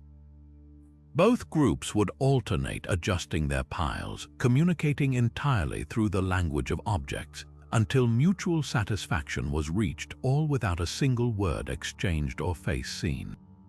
The brilliance of this system wasn't just in avoiding conflict, it transcended language barriers, bypassed the need for complex negotiations, and eliminated the risk of treachery during vulnerable face-to-face exchanges. But beneath its simplicity lay profound cultural intelligence. The Carthaginians understood that some West African tribes considered direct eye contact with strangers taboo, believing it could unleash malign spirits. By honoring this belief, they gained access to gold fields other Mediterranean powers couldn't even locate. excavations near the ancient Niger River have uncovered Carthaginian glass fragments alongside tribal gold weights, often arranged in deliberate geometric patterns, archaeological snapshots of these wordless transactions. What made the silent trade revolutionary was its built-in fairness mechanism. The distance between traders created a natural cooling-off period, preventing haggling from escalating into violence. If either side felt cheated, they could simply walk away, leaving the goods untouched, a passive rejection that maintained dignity on both sides. Contrast this with Rome's heavy-handed tribute demands or Greece's coercive trade colonies, and it's clear why Carthage dominated trans-Saharan commerce for centuries. The system's success hinged on mutual trust cultivated through repetition. Certain river bends became established trading theaters, where generations of Carthaginians and African tribes returned season after season. Merchants left behind not just goods but subtle markers of goodwill: extra salt cakes during drought years, or child-sized tunics during particularly harsh winters. These gestures, never explicitly acknowledged, built an unspoken covenant stronger than any written contract.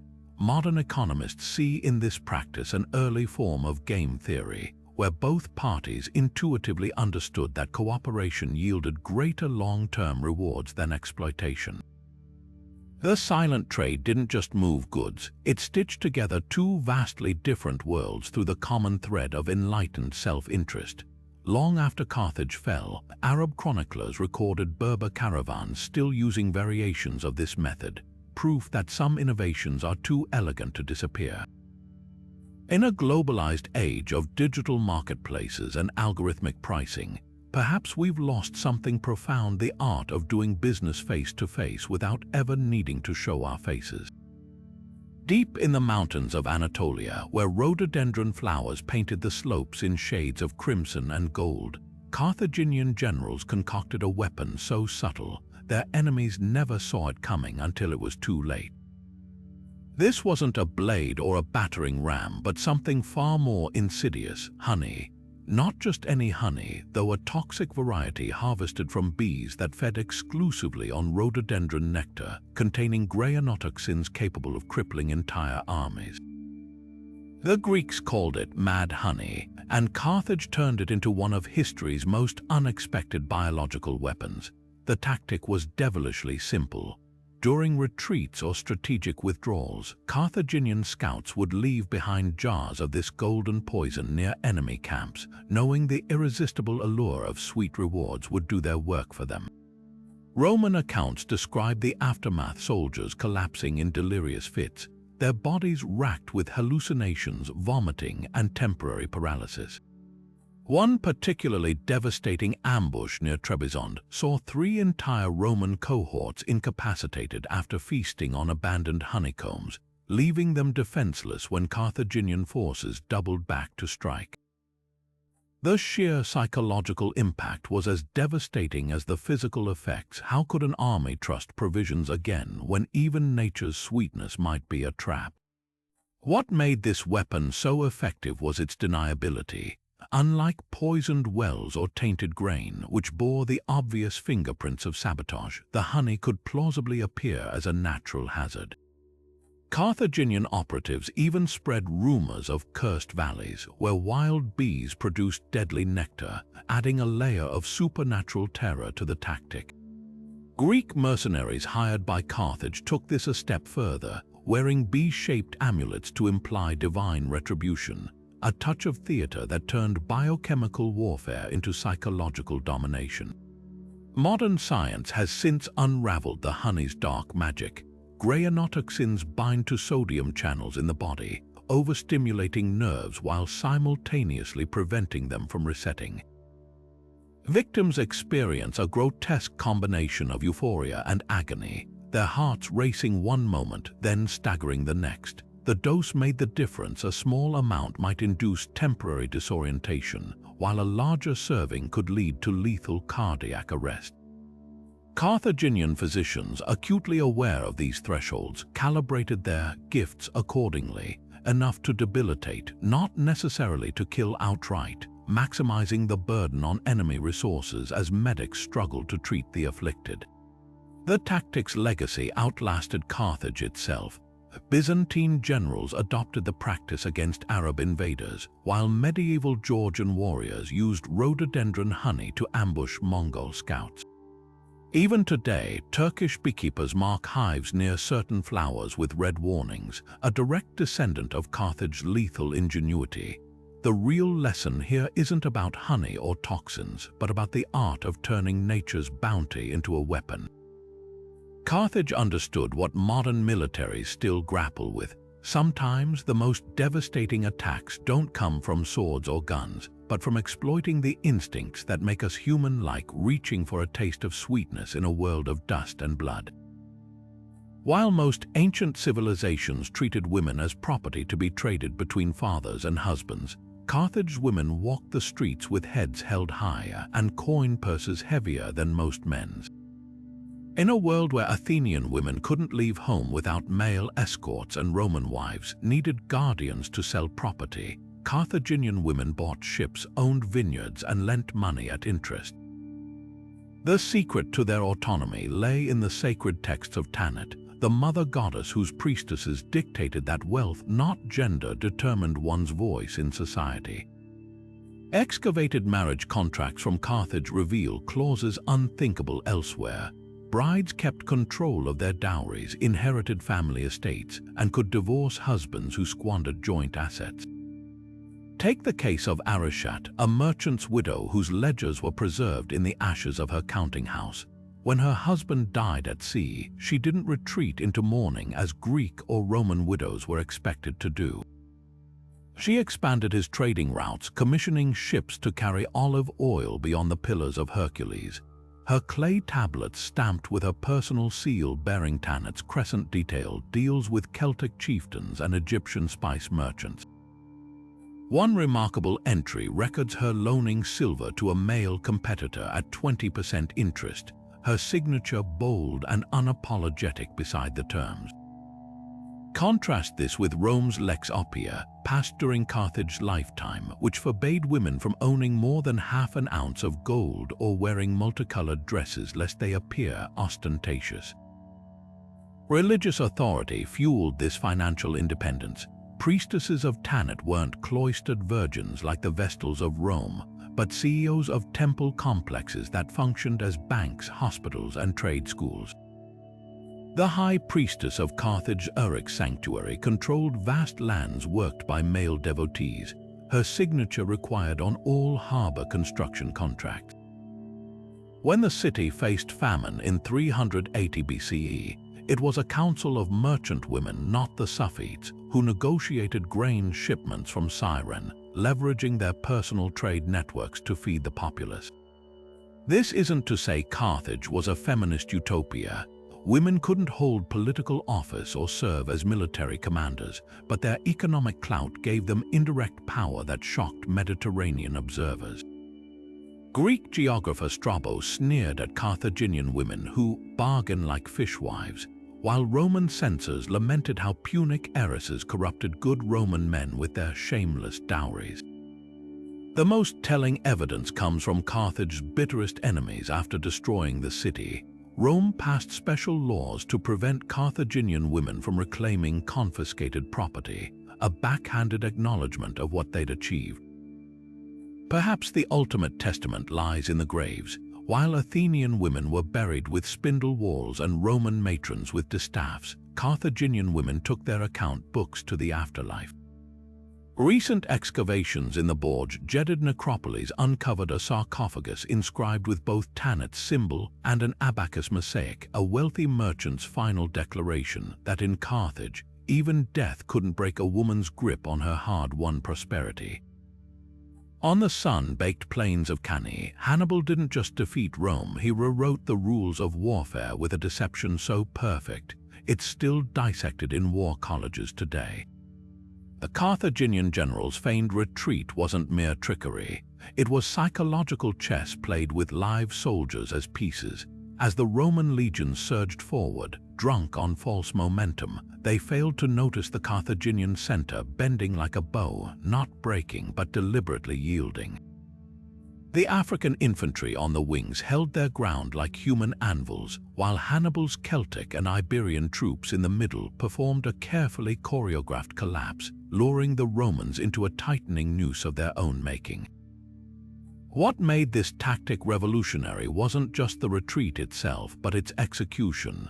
Most ancient armies couldn't feign disarray without it becoming real. Panic spreads faster than orders. Hannibal's brilliance lay in drilling his multinational force to retreat on cue while maintaining perfect unit cohesion. Celtic warriors who'd spent their lives charging headlong learned to backpedal in orderly rows, their apparent chaos masking lethal discipline. The Romans, accustomed to enemies either standing firm or fleeing in earnest, misinterpreted the withdrawal as weakness, plunging deeper into the trap. By the time they realized their error, Hannibal's cavalry had sealed the rear, and the African veterans pivoted inward, transforming the battlefield into a slaughter pen. The genius of Hannibal's feint extended beyond the moment. He'd spent years studying Roman psychology, recognizing their fatal assumption that Carthaginian mercenaries lacked staying power. At Lake Trasimene, he'd tested smaller-scale ambushes, letting the Romans grow overconfident in their ability to exploit routed foes. Cannae was the payoff, a masterpiece of reverse psychology where the enemy's belief in their superiority became the weapon that destroyed them.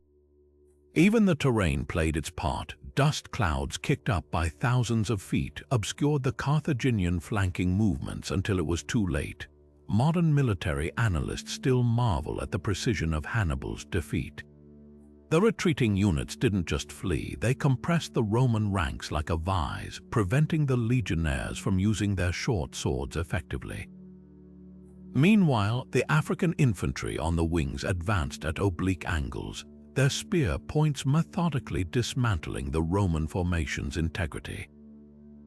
This wasn't a battle won by brute force, but by geometry and misdirection, a lethal magic trick where the audience didn't realize they were the ones being sawed in half until the blade hit bone. The aftermath proved the tactic's chilling efficiency. In a single afternoon, Hannibal's fake retreat netted 80,000 Roman casualties, more than the entire Union army lost at Gettysburg over 3 days. Yet the real lesson wasn't the body count, but the blueprint it provided for outthinking numerically superior foes. Napoleon would later borrow the concept at Austerlitz, and Patton studied Cannae before his breakout from Normandy. Even modern corporate strategists cite it as the ultimate example of making your opponent's strength their weakness. Hannibal understood a fundamental truth. Sometimes the surest path to victory requires stepping back so your enemy can stumble forward into their own demise. The echoes of that August day in 216 BCE still resonate wherever asymmetrical warfare is waged, proving that the most devastating retreats aren't those that flee from battle, but those that lure it toward annihilation.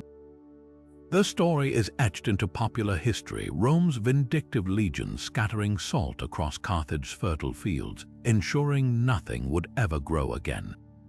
It's a vivid image, one that symbolizes utter annihilation. But here's the problem, it almost certainly never happened. The infamous salted earth tale, repeated in textbooks and documentaries for centuries, crumbles under scrutiny. Not a single contemporary account, not Polybius, not Livy, not even Appian, who recorded Carthage's destruction in grim detail, mentions salt.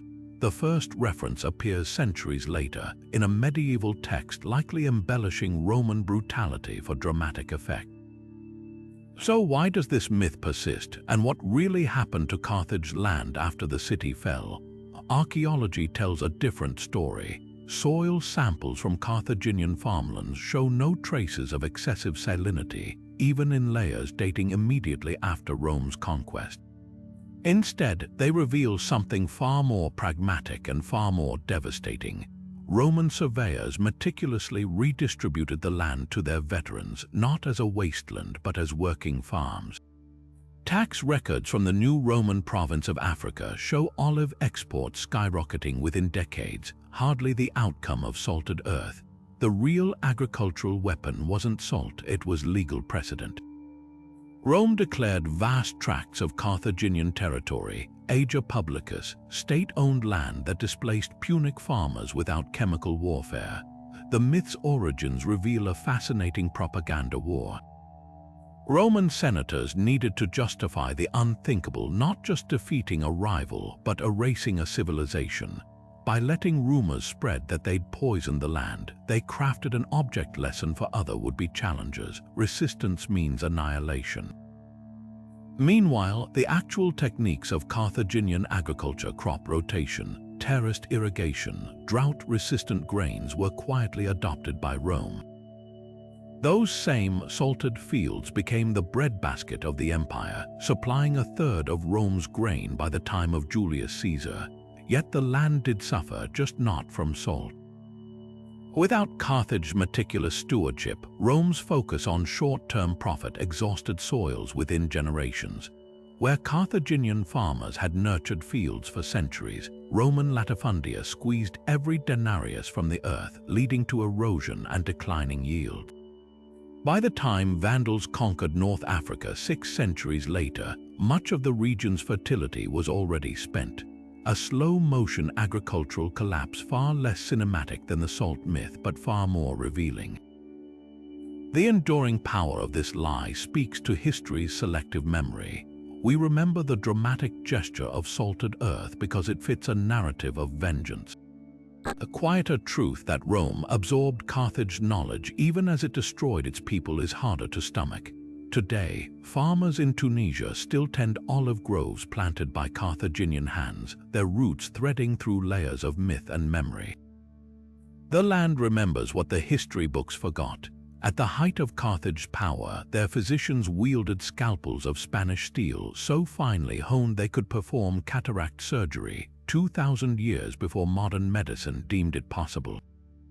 These weren't primitive healers chanting over wounds, but scientific practitioners whose medical knowledge blended Egyptian precision, Greek theory, and innovations uniquely Punic. Excavations at the ruins of Quinquereme have revealed a structure archaeologists initially mistook for a wealthy villa until they uncovered the telltale signs. Multiple wards separated by drainage channels, stone tables with headrests for examinations, and ceramic jars still bearing traces of opium, henbane, and other anesthetics. This wasn't just a clinic, it was one of history's first organized hospitals where patients received everything from wound suturing to tumor removals under the guidance of physicians trained in Alexandria's great medical schools. What set Carthaginian medicine apart was its systematic approach to sterilization, a concept the Romans largely ignored. Surgical instruments recovered from shipwrecks show evidence of being boiled in vinegar solutions, while wound dressings were often impregnated with wine lees to prevent infection. Their surgical kits contained specialized tools that wouldn't look out of place in an 18th century operating theater. Bone drills with interchangeable heads, retractors for holding incisions open, and even specula resembling modern gynecological instruments. Most remarkably, a bronze cranial trephination saw found near Carthage's Tophet had teeth spaced to prevent cracking the skull, an innovation European surgeons wouldn't replicate until the Renaissance. The pharmacopoeia of Carthaginian healers could rival any modern herbalist's cabinet. Silphium, that mysterious plant stamped on their coins, wasn't just a seasoning. Its sap served as both contraceptive and antibiotic, so valued that Julius Caesar allegedly stockpiled it for his troops. They distilled seawater into mineral-rich solutions for treating goiters, compounded willow bark tea, nature's aspirin, with honey to ease fevers, and even utilized deadly nightshade in carefully measured doses to dilate pupils for eye surgeries. Maritime trade gave them access to remedies from across the known world. Myrrh from Somalia for disinfecting wounds, frankincense from Arabia for respiratory ailments, and cannabis from the Eurasian steppes for pain management.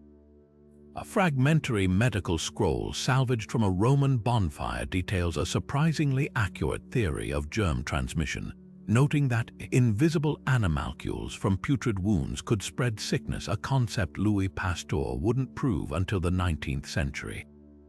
Perhaps their most enduring legacy was medical standardization.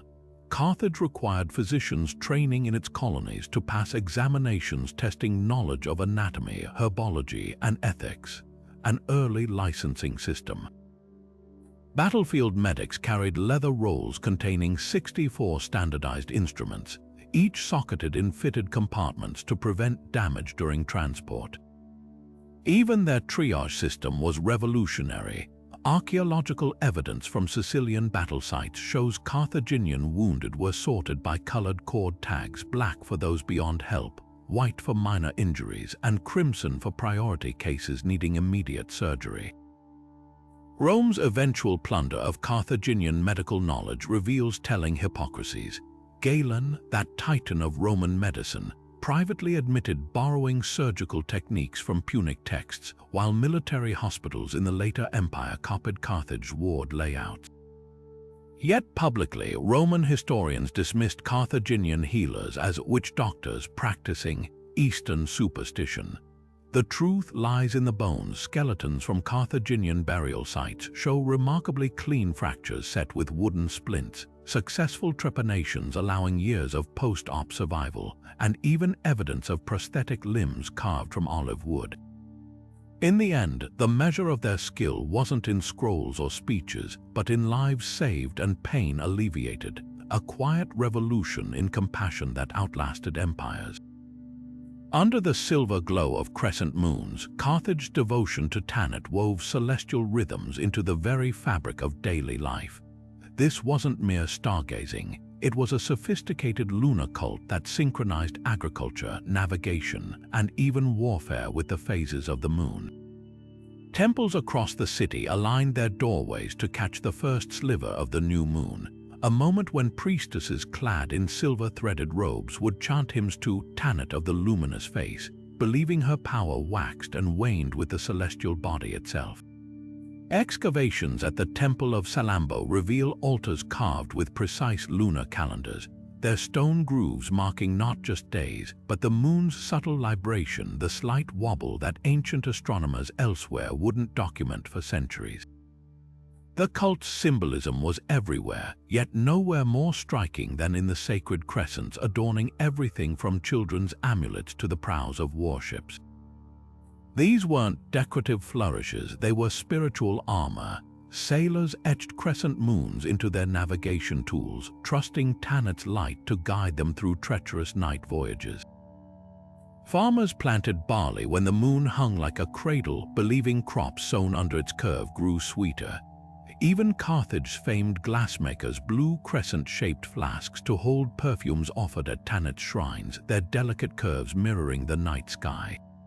What's startling is how these practices echo in unexpected places. The crescent moon, later adopted as an Islamic emblem, first emerged in Carthaginian iconography as Tanit's celestial signature. Early Muslim conquerors of North Africa found the symbol carved into temple ruins and woven into Berber tribal banners, a cultural memory so potent it was absorbed into new faiths. Scholars debate whether the Zayyanid dynasties of Algeria or the Hafsid rulers of Tunisia consciously preserved this link, but the evidence is tangible. A 14th-century Quran from Bejoya bears marginal crescents identical to those on Punic stelae, and the Ottoman flag's star and crescent arrangement mirrors Carthaginian coin designs from 800 BCE. The lunar cult's most enduring legacy, though, was its fusion of science and spirituality. Carthaginian astronomer priests tracked Saros cycles, the 18-year pattern of lunar eclipses, with gnomon instruments that cast shadows across graduated temple floors. Their predictions weren't just ritual theater, they guided maritime trade. A recovered captain's log from a shipwreck off Malta notes, "On the night of the dark moon, we reefed sails as the lady's prophecy foretold the sea would swallow her light and breathe storms." This wasn't superstition, it was early meteorology, recognizing the moon's gravitational pull on tides and winds. Modern excavations continue to unveil the cult's sophistication. At the Quinquereme sanctuary, Archaeologists found silver-plated mirrors positioned to reflect moonlight onto a pool where worshippers floated tiny clay boats laden with offerings. The ritual's purpose to sail prayers directly to Tanit on beams of celestial light. Another discovery in 2019 revealed a subterranean chamber where moonlight, channeled through a narrow shaft, illuminated a mosaic of the goddess only during the winter solstice, a divine spotlight engineered with Bronze Age precision. Rome tried to extinguish this lunar devotion, melting down silver crescent pendants and defacing temple murals, but like the moon itself, the cult refused to disappear entirely. In remote Atlas mountain villages, elderly women still leave honey cakes on windowsills during the new moon, a tradition their grandmothers swore was older than Islam, older than Rome, a whispered heirloom from the time when Carthage taught the world to read the night sky not just as a clock but as a living deity. Beneath the wax seals of Carthaginian diplomatic scrolls hid messages within messages, a clandestine art of encryption that turned ordinary correspondence into puzzles only the intended recipient could solve. Carthage spies didn't just write in code, they engineered entire linguistic labyrinths. Take the famous double scroll technique. A seemingly innocuous trade agreement, when held over a flame, would reveal hidden text written in milk-soaked ink, detailing troop movements or royal scandals. Other dispatches used a cipher system where letters were replaced by their numerical position in the Punic alphabet, then scrambled further by shifting each value according to the day of the lunar calendar. But their most ingenious trick was linguistic layering diplomatic letters composed in Punic, translated into Greek by intermediaries, then back into Punic by the recipient, with critical phrases altered during each pass to embed covert meanings. Rome's eventual adoption of these methods reveals their effectiveness.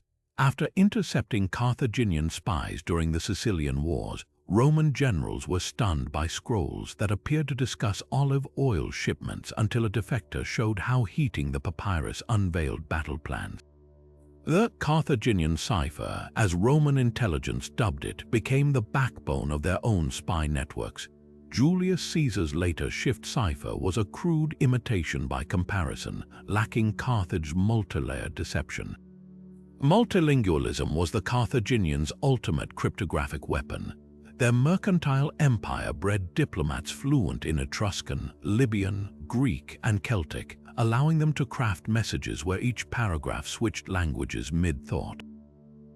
A surviving treaty tablet from Sardinia begins in Punic, shifts to Egyptian hieratic for clauses about grain, then concludes in Iberian when mentioning silver, a linguistic shell game designed to confuse eavesdroppers. Even their numerical systems served double duty. A ledger recording 300 jars of wine might secretly reference 300 mercenaries stationed near a vineyard. What truly set Carthage apart was their understanding that the best codes live in plain sight. Merchants etched supply lists onto amphorae using seemingly random notches until you realized they matched the ribs of a specific ship's hull, revealing hidden cargo compartments.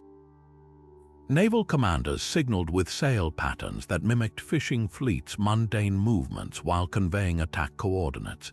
The genius wasn't just in the encryption, but in making secrecy indistinguishable from everyday life. The tragic irony, Rome's destruction of Carthage scattered these cryptographic masters across the Mediterranean, where their skills resurfaced in unexpected ways. Syrian glassmakers used Punic number codes to hide glass-blowing recipes from Roman competitors. Berber caravan guides passed on cipher techniques through songs that mapped oasis locations in their melodies. Even today, linguists find traces of Carthage's secret language games in Maltese riddles and Tunisian merchant argot, proof that some codes are never truly broken, only forgotten.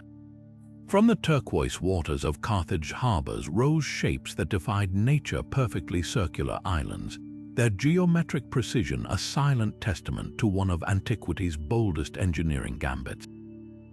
These weren't random sandbars or fortunate shallows, but calculated expansions of maritime dominance carved from the Mediterranean itself.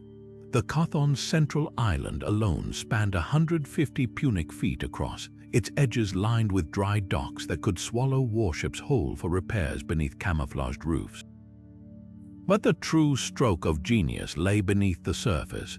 Workers had dredged the harbor floor, mixing the sediment with volcanic ash from Sicilian eruptions and crushed pottery shards to create a self-hardening concrete base. This slurry was then contained within concentric rings of Lebanese cedar, wood chosen not just for its resistance to rot, but for the aromatic oils that repelled shipworms. Layer by layer, Carthage engineers built land where none existed, their methods so advanced that Roman accounts later dismissed the islands as natural formations blessed by the gods. Archaeologists diving among the submerged ruins have uncovered the island's hidden anatomy. The outer shells weren't solid stone, but honeycombed with drainage channels that prevented wave erosion, a technique later copied in Venice's foundations. At low tide, sluice gates would open, flushing silt buildup back into open water, a self-cleaning harbor millennia before modern engineers patented the concept. The most startling find, a network of hollow chambers within the islands themselves, some stocked with emergency sailcloth and repair timbers, others housing freshwater cisterns fed by concealed clay pipes. These weren't just platforms, they were floating supply depots allowing Carthage's navy to resupply without returning to shore. The construction process was as ceremonial as it was technical.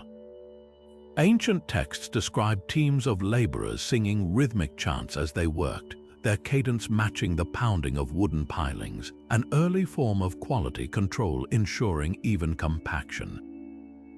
During the spring festival of Tanit, priestesses would float miniature reed islands adorned with silver crescents, symbolically blessing each phase of construction. This fusion of ritual and engineering extended to the workforce itself. Forensic analysis of worker remains found near the harbor shows a surprising diversity: Libyan masons, Greek architects, even Iberian carpenters, all buried with amulets of the harbor goddess Derkito, suggesting participation in the project granted sacred status regardless of origin. What set Carthage artificial islands apart from later Roman attempts was their dynamic functionality. The central island rotated not freely, but along a track of greased limestone blocks, allowing admirals to position the command tower for optimal visibility during changing winds. Smaller satellite islands could be temporarily submerged by removing wooden plugs in their bases, creating hidden moorings for scout ships. During the Mercenary War, rebels stormed the harbor only to find key docks had vanished overnight, the islands transformed into temporary prisons for captured mutineers. Modern marine engineers still puzzle over certain details. How did the Carthaginians precisely calculate buoyancy without mathematical constants like pi? Why did some islands have copper rods extending into the water, early lightning protection, or something more esoteric? The answers may lie in fragments of Mago's lost treatises on hydraulics, referenced in Byzantine texts but yet to be found. Until then, these silent rings of stone remain Carthage's final enigma, a civilization so adept at bending nature to its will, it could make the sea itself hold up fortresses. The ground trembled under a living avalanche of destruction. Carthage's armored elephants weren't just beasts of war. They were mobile fortresses clad in nearly 100 pounds of bronze and leather. Picture this: overlapping scales hammered into individual plates, each painstakingly shaped to follow the contours of the animal's body, leaving no weak points for enemy spears. The armor's secret wasn't just protection flexibility. Unlike rigid Roman cuirasses that restricted movement, Carthaginian craftsmen used a revolutionary laminating technique, layering hardened leather between bronze scales to create defenses that moved with the elephant's powerful strides. Recent excavations near Tunis uncovered fragments of this armor still bearing battle scars, deep gouges from Roman gladius strikes that failed to penetrate, mute testimony to its effectiveness. But the elephants were just the showpieces.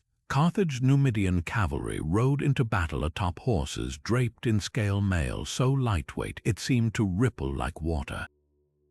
Each tiny bronze disc, no larger than a thumbnail, was perforated at the edges and laced onto a linen underlayer with horsehair cords, a design that absorbed impact without transferring the full force to the animal.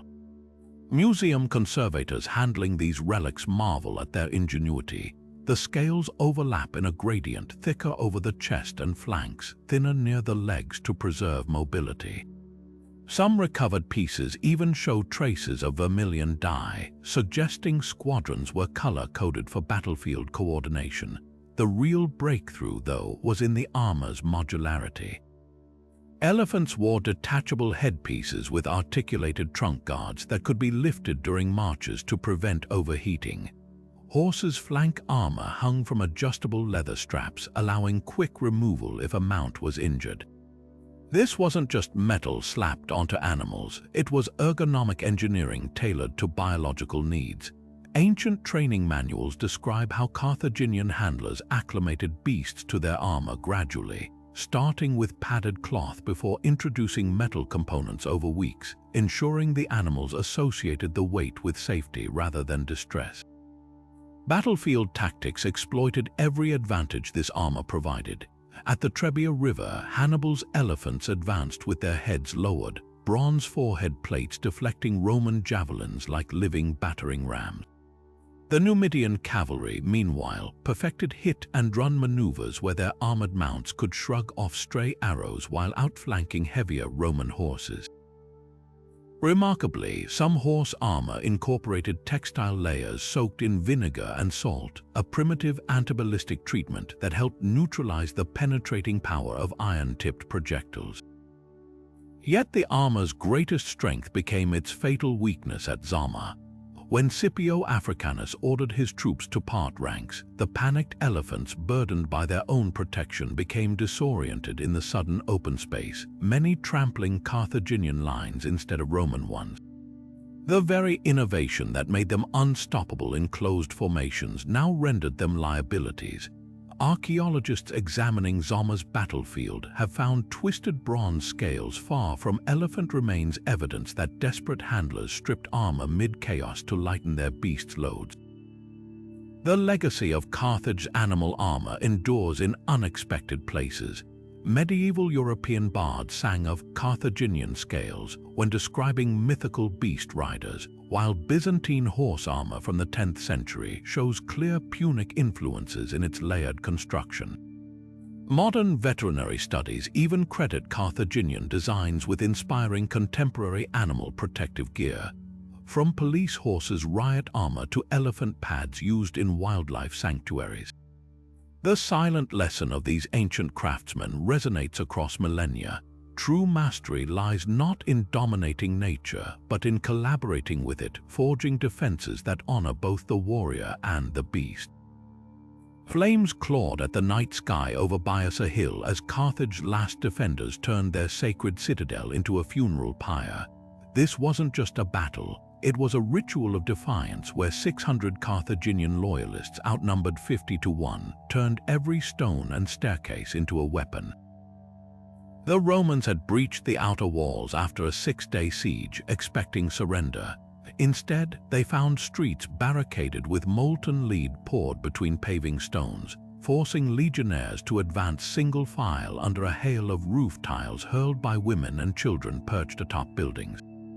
The air reeked of burning olive oil. Defenders had soaked their cloaks and set them alight before leaping onto Roman shields, creating human torches that scattered entire formations.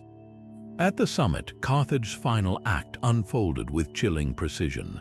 The Temple of Eshmun became a stronghold where priests and soldiers fought back to back, swinging sacred candelabras as makeshift maces. When the outer colonnades fell, survivors retreated inward, shattering the god's golden statue and distributing the fragments, each warrior swallowing a piece rather than let it be looted. Archaeological evidence confirms the horror. Mass graves at the site contain skeletons with gold foil still clinging to their ribs, their stomach acids preserving flecks of the divine offering they took to their graves. The most haunting resistance came from the rooftops. Carthaginian families, rather than face enslavement, locked hands and threw themselves into the flames consuming their homes. Roman historian Appian recorded the scene with reluctant awe. Mothers leaped while clutching infants to their breasts, their screams merging with the crackling timbers into a hymn of despair. Recent excavations uncovered a collapsed nursery under Bias's eastern slope, tiny bones still curled around terracotta dolls, their faces blackened by fire but unbroken. Yet even in annihilation, Carthage weaponized its downfall. As Roman troops stormed the last intact building, the treasury of Balhamon, they triggered a final trap. The vault's bronze doors had been rigged with counterweights. When forced open, they released a cascade of silver ingots down the stairway, crushing the first wave of looters. Those who survived found the chamber empty except for a single clay tablet. "You take only ashes."